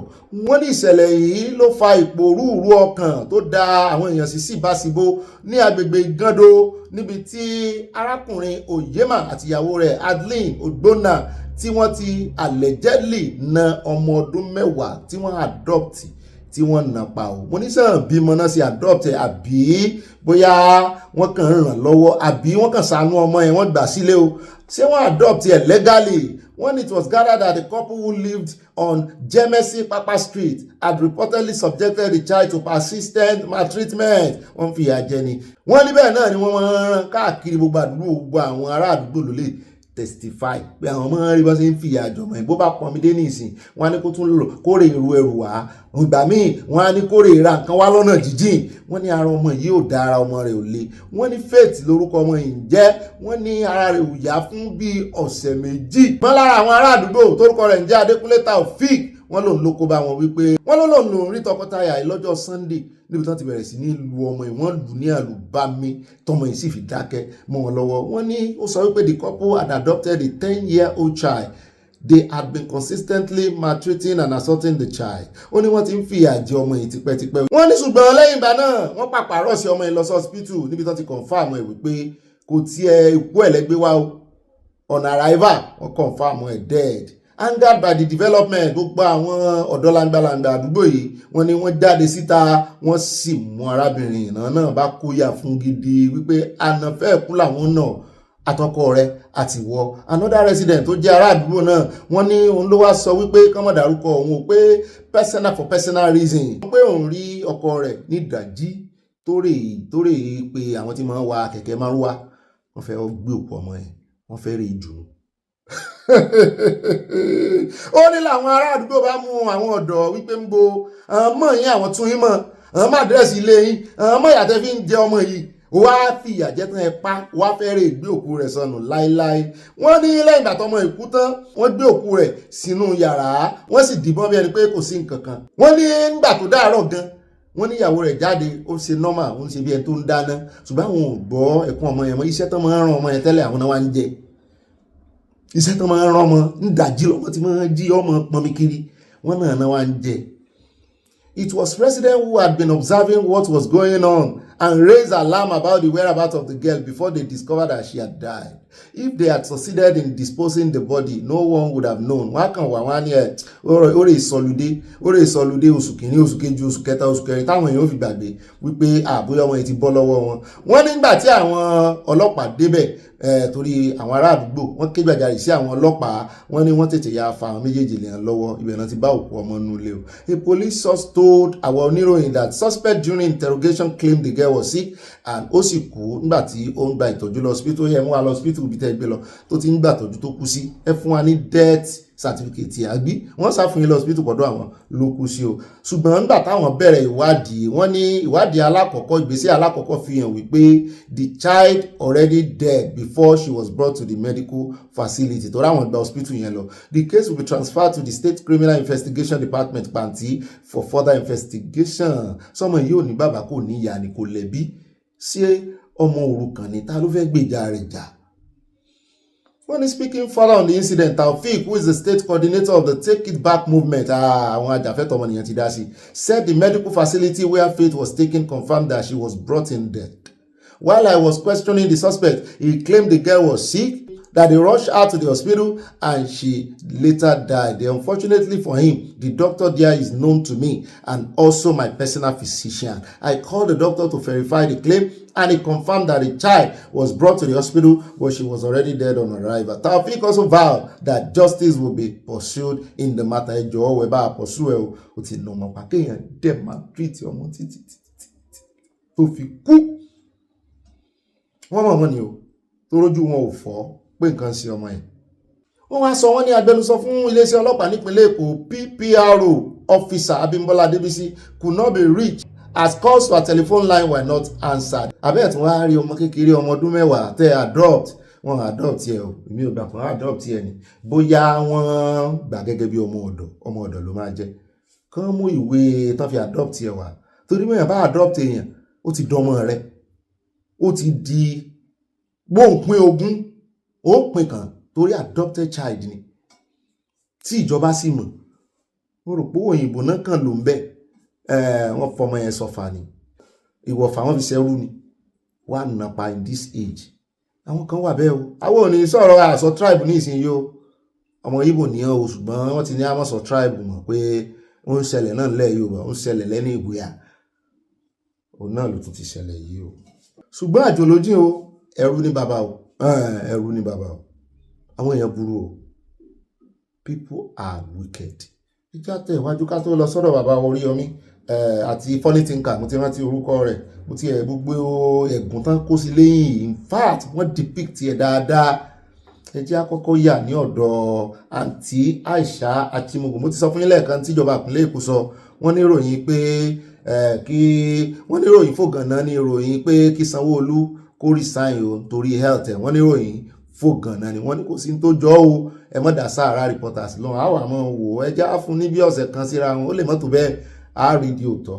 Ẹ jẹ́ wá lọ sọ́dọ̀ Achimogo ó ti sọ lánàá pé òun ò ní ìbáṣepọ̀ pẹ̀lú Sanwoolu pé òun nìkan kọ́ ni èèyàn ńlá èèyàn pàtàkì philanthropist tó wá síbi bá di òun àti wípé bí nǹkan kan bá tiẹ̀ wà láàrin àwọn kò lè ju business náà lọ torí business òun àwọn èèyàn ńlá láàrin àwọn èèyàn ńláńlá ní mọ̀ ń gbé òun gbà ó wá sọ̀rọ̀ bóun ṣe di èèyàn ńlá ó lóun ní oil block làwọn èèyàn bá ń bi pé bóun ló ṣe ní bóun tiẹ̀ ṣe jẹ́ ibo ló ti ṣẹ́ wá àwọn olórí ìlú àwọn èèyàn pàtàkì àwọn tó ti ṣèjọba rí àwọn alágbára mọ́mẹ́rù bá bá ọ̀lẹ́ ọ̀nà ní oil block Nàìjíríà ibo ni wọ́n ti wá rìn pàdé wọn tá ló ń fẹ́nu wọn àbí bóun ló ṣe jálágbára àmọ́ rí tẹ́lẹ̀ ìgbà tí fọ́nrán kan tiẹ̀ kọ́kọ́ jáde tó múra tó ń jó tán sọ wípé Àìṣà gbà yẹn ní ọkọ Buhari olóṣèlú àkọ́kọ́ rò pé ìyàwó Buhari Àìṣà ni ká tó wá mọ̀ pé achimugun ní ẹ̀rí pé ojú wọn broad kìíní náà jọ ní ṣùgbọ́n wọ́n yàtọ̀ síra wọn yíbo lélẹ̀ Haúsá ni Fúlàní ni ìyàwó Buhari ló wá ń sọ ó ní ẹ wá gbọ́ bóun ṣe ní oil block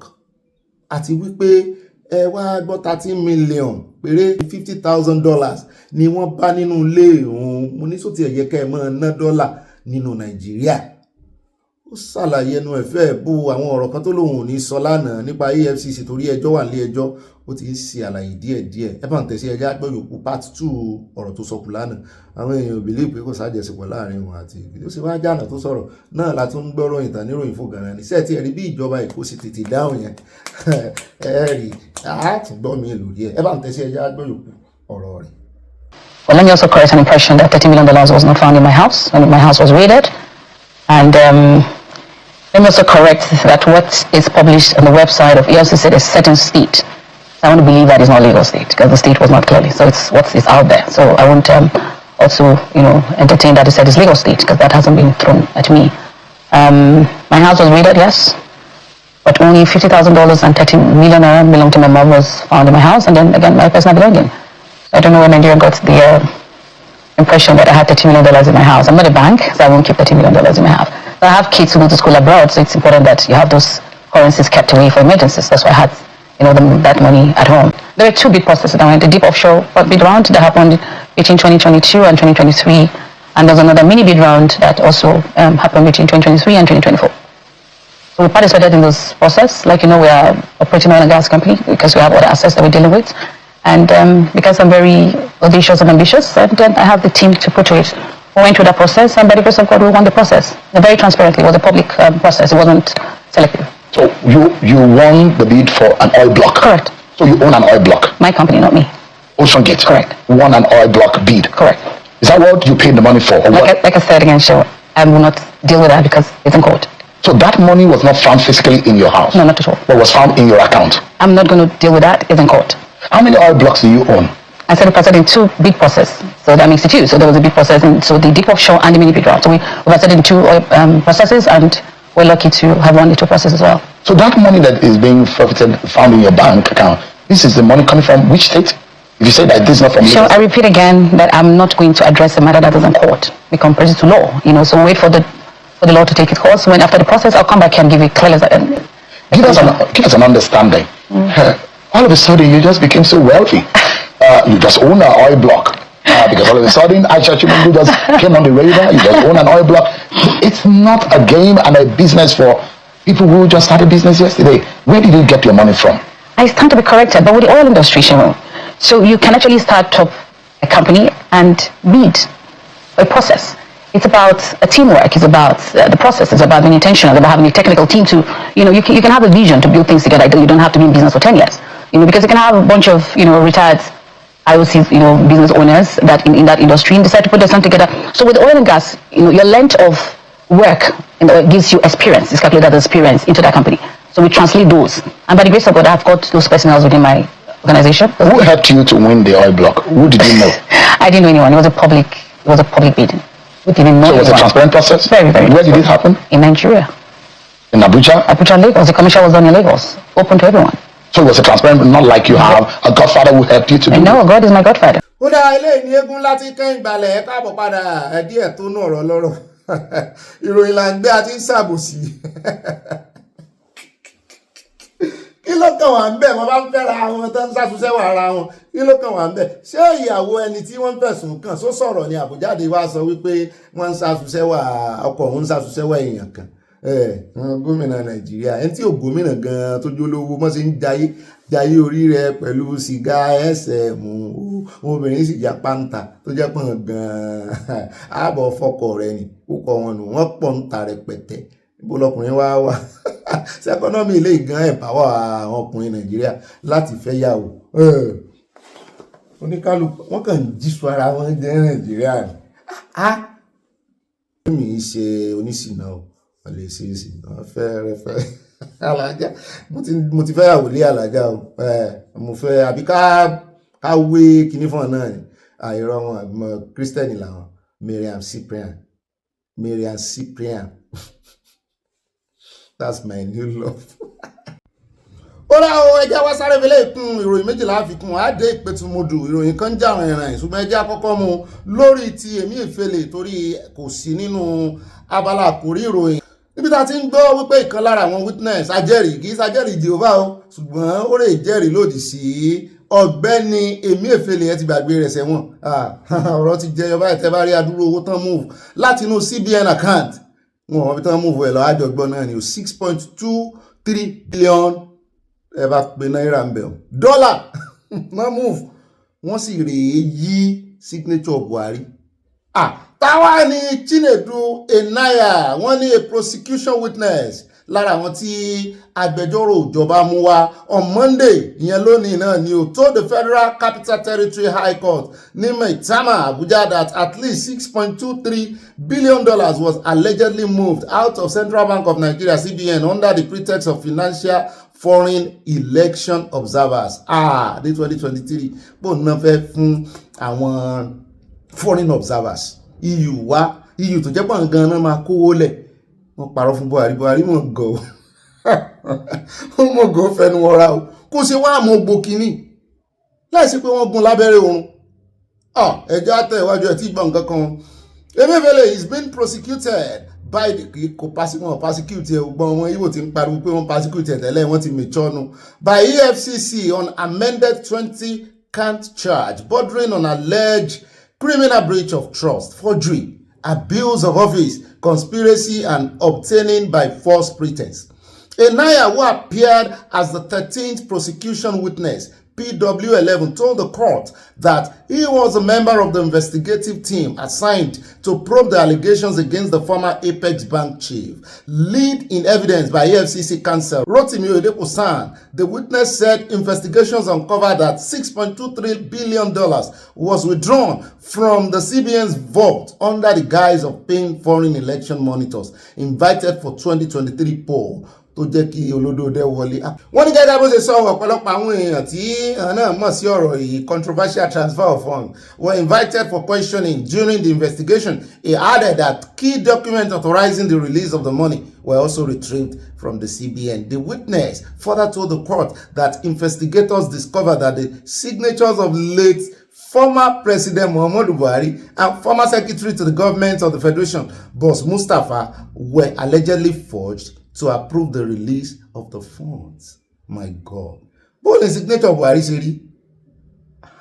Bó ló tiẹ̀ ṣe fẹ́ rí?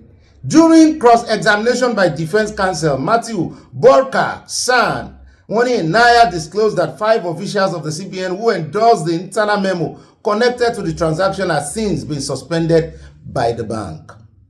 Ó dàbẹ̀ ẹ mọ́kàn suspend wọn lásán jẹ́ kan náà kan wá jìyà wọn. Earlier in the proceedings, Borka urged the court to foreclose the prosecution's case if it failed to produce its remaining 2 witnesses at the next sitting. He accused the prosecution of deliberately dragging the trial in a manner that could frustrate the defendant. Kò tí frustrate yẹ, yóò frustrate dọ́rùn ni. However, Oyedepo opposed the request, insisting that the prosecution had no intention of delaying the matter. Ìyẹn Oyedepo-San ní tìjọba o. Defendanti, prosecutor defendanti náà sọ wípé wọ́n ti ń fàágùn jù. He explained that the remaining witnesses were currently outside the court's jurisdiction and based in Benin City and Lagos, making their appearances difficult. Kí court rè bá wọn. If Mohammed refused to go to the mountain should be shifted and come to Mohammed.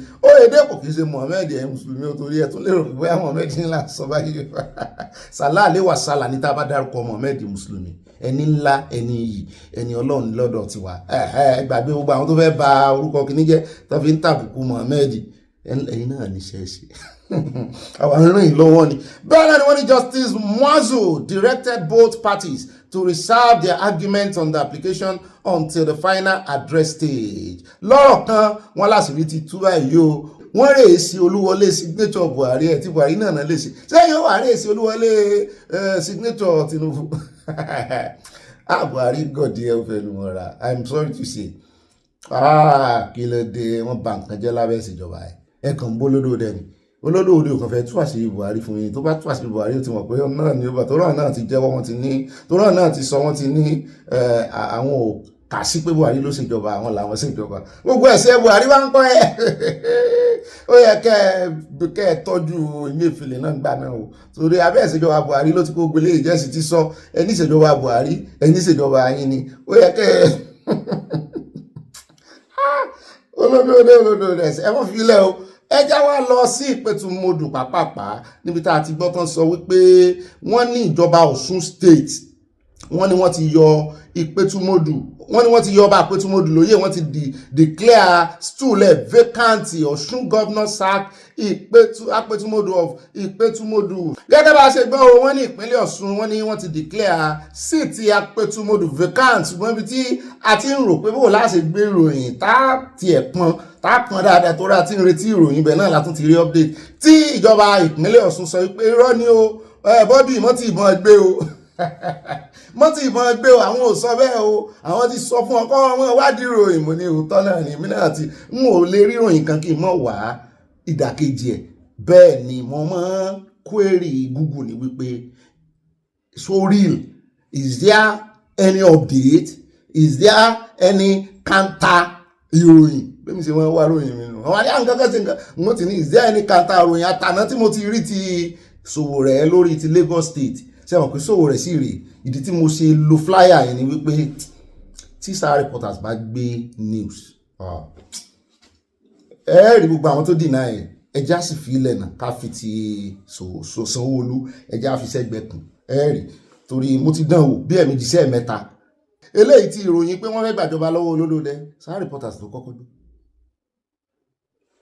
ó dìnnà ẹ nígbò ya kí ló wá ṣẹlẹ̀ ní ẹjá mọ̀ wò ṣùgbọ́n ìjọba Èkó ti dìnnà ẹ wá ti gbà ẹjá wa lọ sí Ọ̀ṣun state náà dìnnà torí àwọn èèyàn kẹnu bọ̀ wọ́n pé ojú ti ẹgbà yín tí Adeleke ẹ lè dìnnà irú nǹkan báyìí wọ́n ní Ọ̀ṣun state deny that òun ti make síìtì Ìpẹ̀tùmodù Apetu vacant. The Osun state government has dismissed claims that it has dethroned the Apetu of Ipetu Oba Joseph Oloyede, who was convicted and jailed in the United States over a $4.2 million COVID-19 relief fraud money. So ẹ̀yin náà gbà pé wọ́n ti fi sẹ́wọ̀n kí ló wá ń dá yín dúró kí ló wá ń mú yín dẹ̀ sọ pé tí declare síìtì vacant wọ́n ní èèyàn ń fi òótọ́ wárọ̀ wọ́n láwọn ò tí ì declare vacant làwọn sọ irọ́ náà ń pa òkè ọjọ́ wo lẹ fẹ́ declare vacant sẹ́ẹ̀tì ìrẹ́rìí àrídájú ni torí eléwọ́ yẹ káwọn èèyàn wá dá yín lóhùn dáadáa sẹ́ẹ̀tì ìrẹ́rìí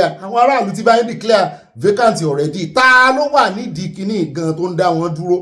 Wọ́n ní the state government through the permanent secretary Ministry of Local Government and Chieftaincy Affairs in Osogbo refuted the claim, stating that no such action had been taken against the Apetu of Ìpẹ̀tùmodù. He said the attention of the Osun state government has been drawn to a fake press release. The press release did not emanate from the Ministry of Information and Public Enlightenment or the Ministry of Local Government and Chieftaincy Affairs, and members of the general public, and particularly indigenes of Ìpẹ̀tùmodù, are advised to disregard the viral story. Oda ṣẹ́ẹ̀rì yóò fi kó bá yín sí nítorí ìjọba Adeleke ó yẹ kó ti gbé ìgbésẹ̀ lórí ọ̀rọ̀ yìí ẹ fi kó bára yín sí ni nítorí tí ó yẹ kẹ́ ẹ ṣe làwọn èèyàn bá yín ṣe kílẹ̀ òkè àti gbà wípé kì í ṣe ẹ̀yin lẹ gbé jáde ọjọ́ wo lẹ fẹ́ gbé tí yín jáde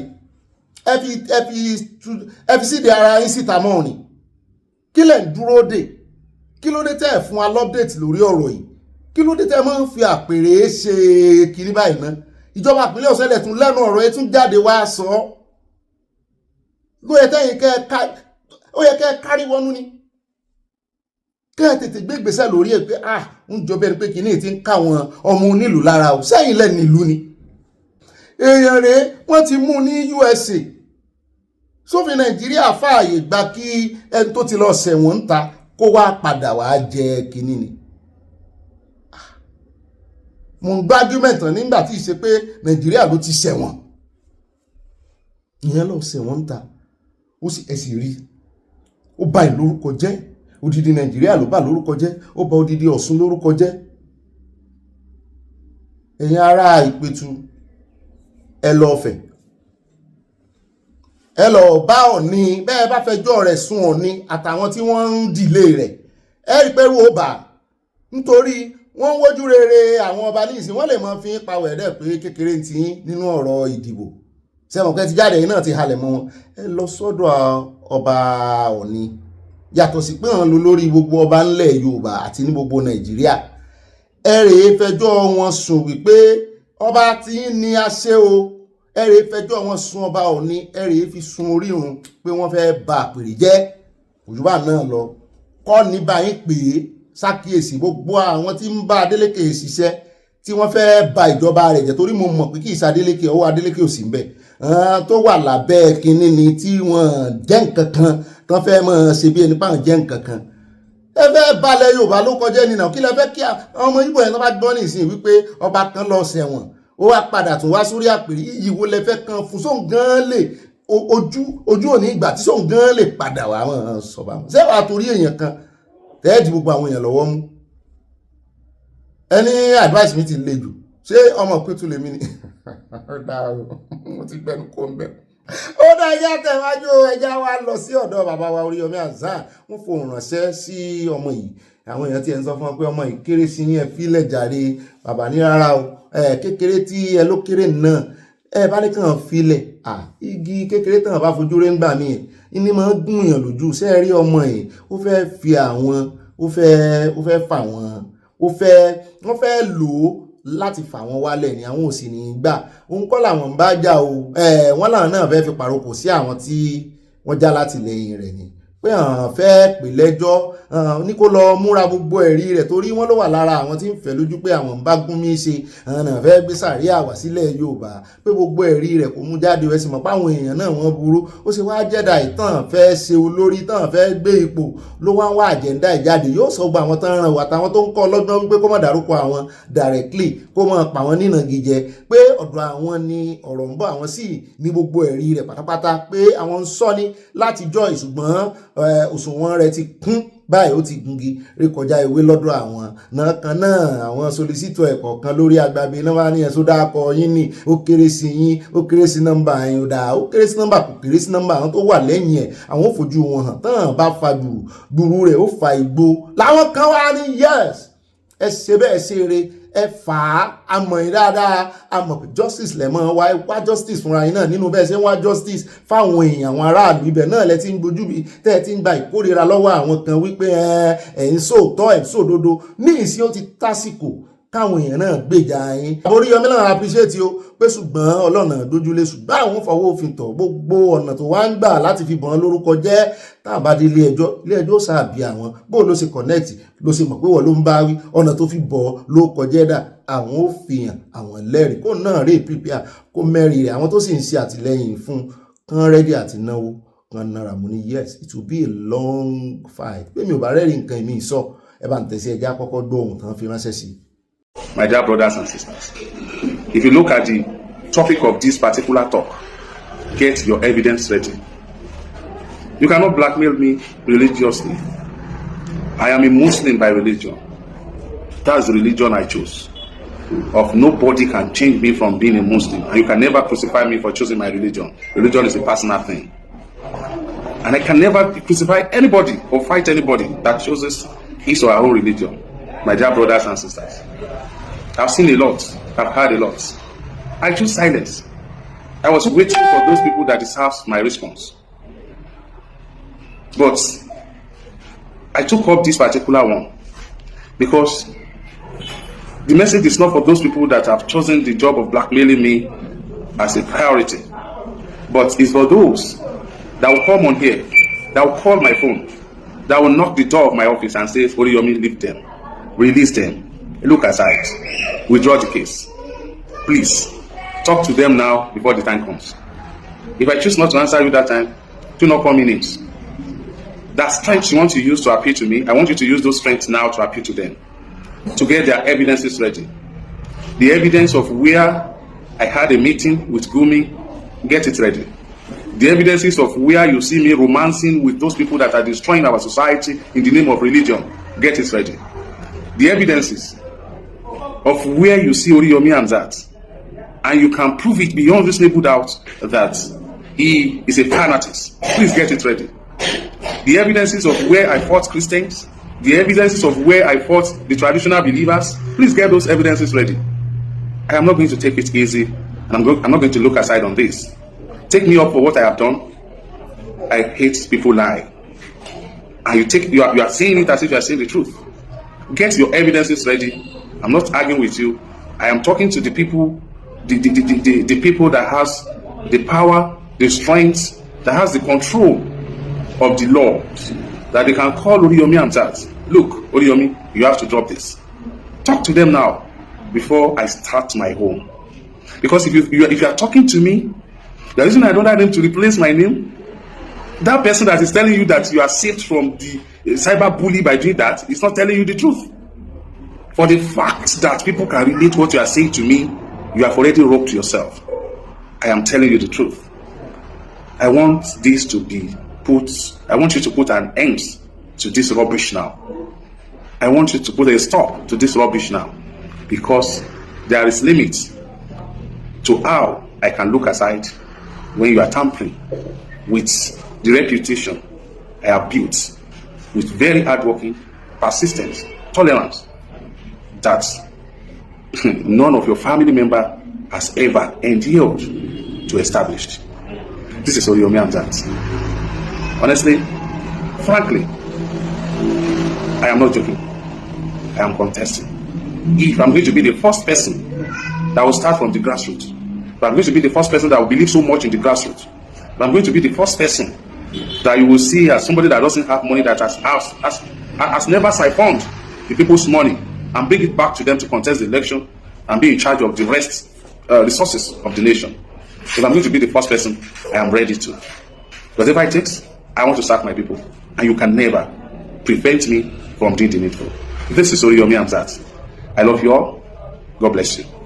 Ó náà lẹ́sìn gbọ́ yẹn o, bẹ́ẹ̀ kan bá rò pé òun mọ ìbàjẹ́ ṣe, kò sí bó ṣe tilẹ̀ wò kéré mọ́ tó tí àwọn kan tó jẹ́ ọ̀tá Oríyọmí tán wá ń lò àbí àwọn ọ̀tá ìlú tán wá ń lò ó tán fẹ́ fi fa orí mọ́ tán bá Oríyọmí fà ní òun àti kún èèyàn ni pé wọ́n fẹ́ ṣe dáadáa fún lù orí ló mọ̀ jẹ́ Oríyọmí èèyàn kan ọmọ kékeré kan àwa máa ṣe bí ẹ̀gún gbogbo èèyàn ló fẹ́ gún ẹ̀gún ògùn náà pa ni bẹ́ẹ̀ ni tí Bíbélì sọnù pé abanijẹ́ kó sọ pé ọmọ kékeré abanijẹ́ àgbàlagbà abanijẹ́ ọkùnrin abanijẹ́ obìnrin abanijẹ́ kó gbogbo wọn pọ̀ ní ọmọ kékeré lè bà tèèyàn jẹ́ pé abanijẹ́ okó ọ̀fọ̀ ọjọ́ tó bá dẹ́kun àti bà èèyàn jẹ́ láwùbá òjẹ́ kan lẹ́ẹ̀rọ orin ẹ̀mí tá a kọ́ wọlé ni má jẹ́ kí àwọn ẹlẹ́mìí dènà máwọn ẹlẹ́mìí òkùnkùn ara wọn rèé ẹlẹ́mìí òkùnkùn lọ́mọ yìí ó ń jáde bí ẹni wípé ó wà possessed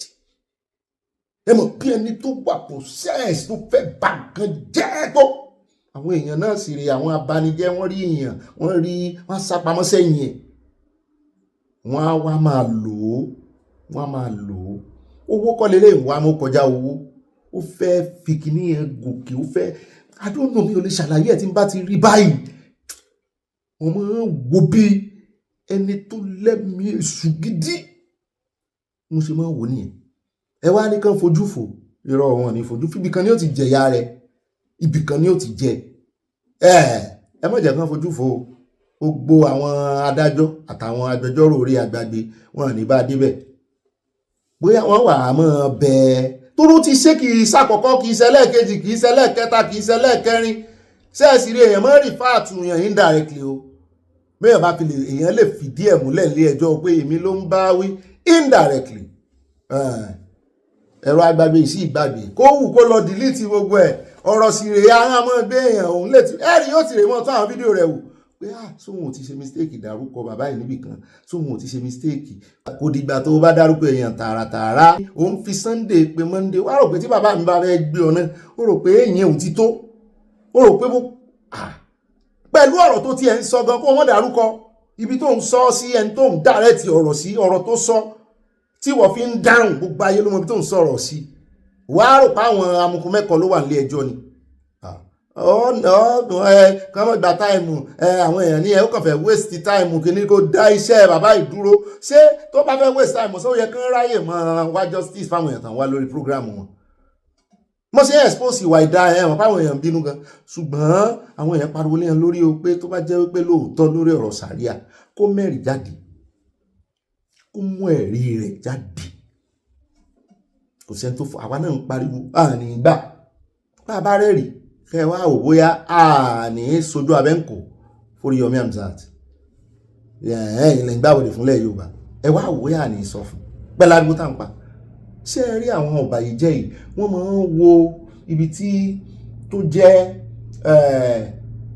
jẹ́ bí weakness àwọn èèyàn weakness in the sense that ibi tí ó appeal sáwọn èèyàn at the time wọ́n ti mọ̀ pé owó Yorùbá ló ń pariwo pé fẹ́ sàríà lọ́wọ́ yìí bẹ́ẹ̀ ni wọ́n wá fẹ́ gbà wọlé mẹ́rin ẹ̀ jáde àwọn tó ń tì ọ́ lẹ́yìn kán mẹ́rin ẹ̀ jáde ká wojú àṣebí wá sí ìbọn bá mẹ́rin ẹ̀ jáde bá jẹ́ wọ̀ ní lóòótọ́ á jẹ́ wípé ó ti fi Oríyọmí ó fi gòkè ọ̀la nù bẹ́ẹ̀ ni tó bá rẹ́rí ẹ̀mú jáde tó bá sì rẹ́rí ẹ̀mú jáde pé ó wàá padà bẹ̀bẹ̀ ó ń gbéraga lọ́mọ ẹ̀kú tí ẹ̀ ní bẹ̀bẹ̀ yóò ti ṣàwọn múfìsì míì lẹ́yìn òwélé wọ́n tún ti kì láyà mi ò mọ bí ó ti mi ò mọ ọ̀dọ̀ babaláwo tó ti ṣògùn ẹ̀ mi ò mọ ọ̀dọ̀ oníṣègùn tó ń kì láyà bó sì ṣàfáà kan náà ni bó sì ṣe pásítọ̀ náà ni kán tẹ̀lé lọ ilé ẹjọ́ bóyá ẹni tó wá pè lẹ́jọ́ ní ìsìn bóyá òun náà ní alátìlẹyìn àbí kò lọ́lọ́run ká mọ òwe tó dó sórí òótọ́ àní rí jù báyìí lọ yóò yá kò ní yẹ ẹ lẹ́ o ẹ ṣeun ṣe bá pín bá dénú yín o ọ̀sẹ̀ yìí ọ̀sẹ̀ ayọ̀ ni ó jẹ́ fún wa o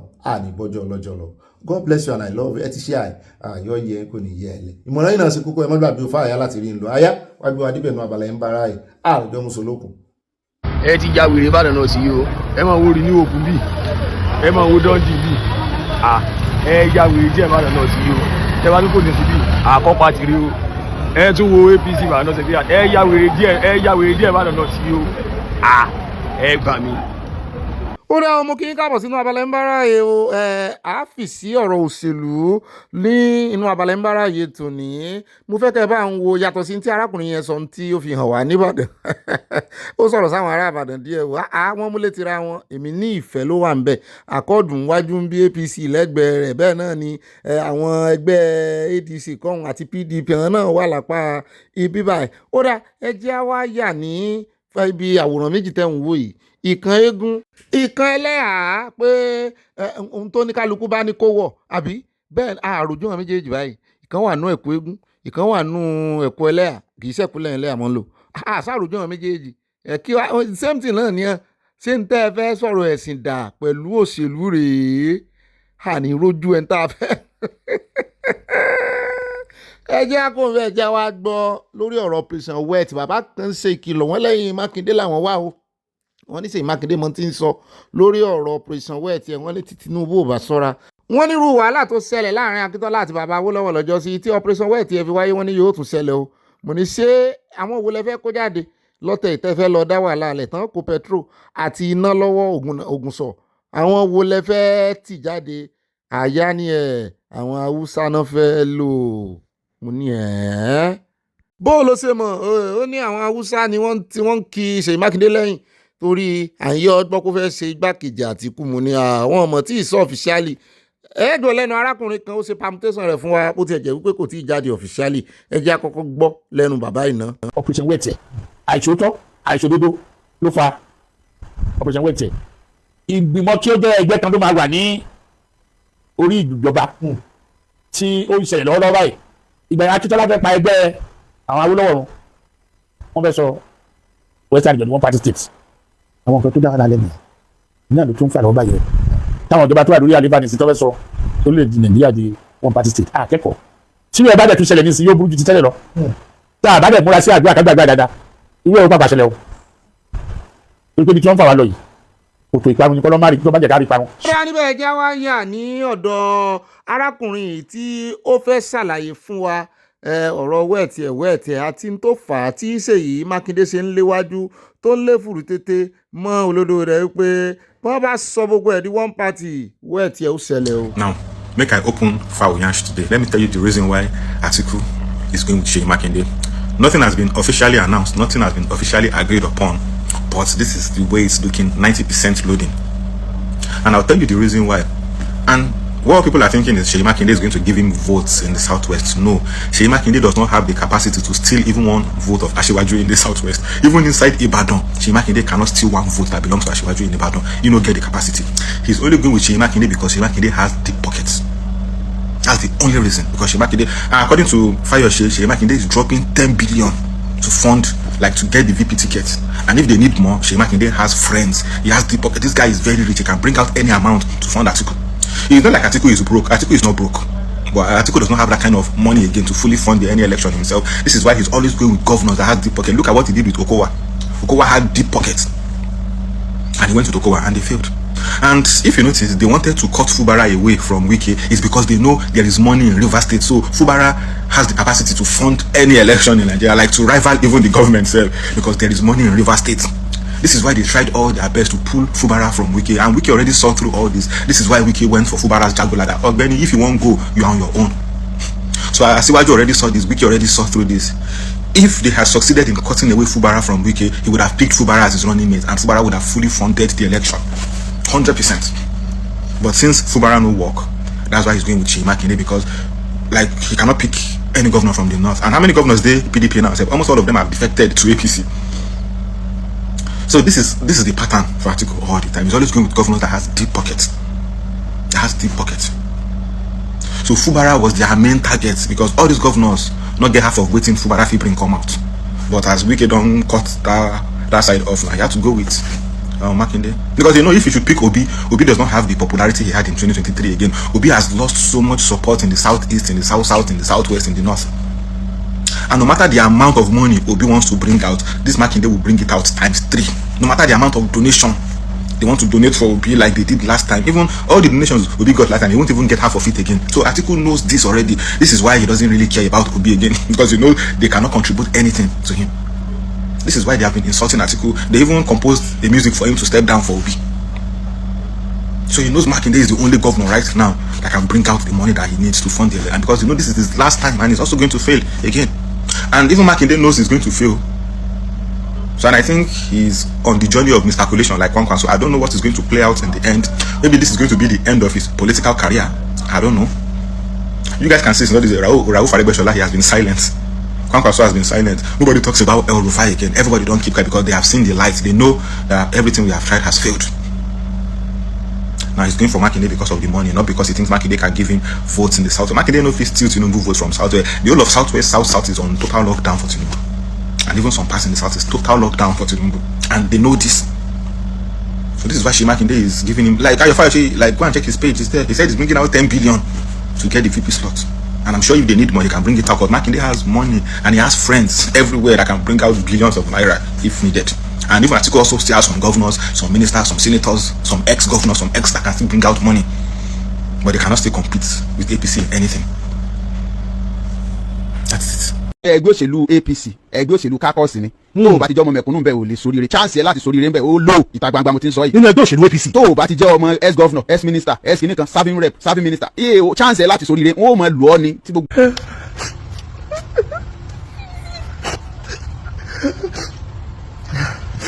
ẹ fi ẹlẹ́kùn ẹgbẹ́rẹ́ lẹ́ǹtí ẹ gbogbo annotation gbogbo explanation tárakùnrin yẹn ṣe ń wò tí ìgbọ́ ẹni tó ṣe permutation politics fún mi tó yìí mo ṣe wà róye tí ìjà fi pọ̀ lórí ọ̀rọ̀ Fubara.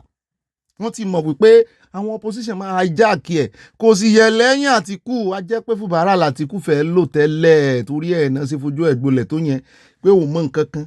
Ó dáa wọ́n sọ ń pa Fáyọ̀sé púpọ̀ náà 10 billion naira tí ó fẹ̀sùn kan Ọ̀gbẹ́ni Ṣèyí wípé ó fẹ́ lọ fi gba slot vice president. Èmi náà wò káàkiri ilẹ̀ Yorùbá àti south mo rí i pé kò sí èèyàn mọ́ kankan wọ́n ti gba gbogbo wọn mọ́ lọ́wọ́ kò sí èèyàn tó lè ṣe vice ẹ̀ mọ́. Àwọn náà sì máa ń wá vice síbi tí gómìnà bẹ̀ bá sì ń rúùlù lọ́wọ́ kan lè rówó náà ni àtàwọn stéètì tó bá yé kébù tó dúró déédéé Ìbàdàn náà ò lówó púpọ̀ lọ́wọ́ ṣùgbọ́n kọ́ ẹ̀ pé wọ́n bẹ̀rẹ̀ sí frustrate ẹ̀ báyìí o. Ó dá ẹja wá kó ẹja wá yà lẹ́kìtì náà níbi tí Fáyọ̀sé ti kanu sí máìkì wí pé òun sì wà nú ẹgbẹ́ òṣèlú PDP o ṣùgbọ́n òun ò bóyè Bánjí ṣe tí yóò fi dórí ipò tí yóò fi ṣe second term tó bá ti ṣe tán tóun ti sìn débi tẹ́rù ti ní ìbá òun ó padà lẹ́yìn rẹ̀ òun ó bẹ̀rẹ̀ sí í ṣe PDP padà mọ́ ní èsì ò Nàìjíríà ìṣègájù ìrúwá ògìrìwá. àwa ni ti ìrúwá ògìrìwá. Your Excellency, I don't want to follow protocol because I'm not a member of your party. But I will take your permission to speak for only 2 minutes. Because these are big men. You don't waste their time. Abi? As Iruwa Ogriwa members, I want you to know today that my presence here is all the statement I want to make. I am here for only Ekiti agenda. I'm a member of PDP. I will not join APC. But I am firstly an Ekiti man that must have a home base irrespective of political party. We will not join the league of people that want to destroy because they want to make a point. I'm a very clear man. In the last 2.5 years, I have stood by Ekiti agenda with a face of Governor Oyebanji. I remain here. Ibelaya.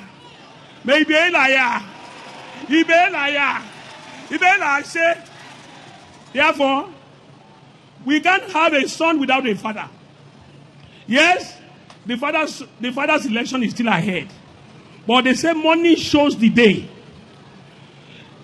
In this state today, I am supposed to be the opposition. But today, that opposition will start after his election. Your Excellency, after the election, we will start our opposition.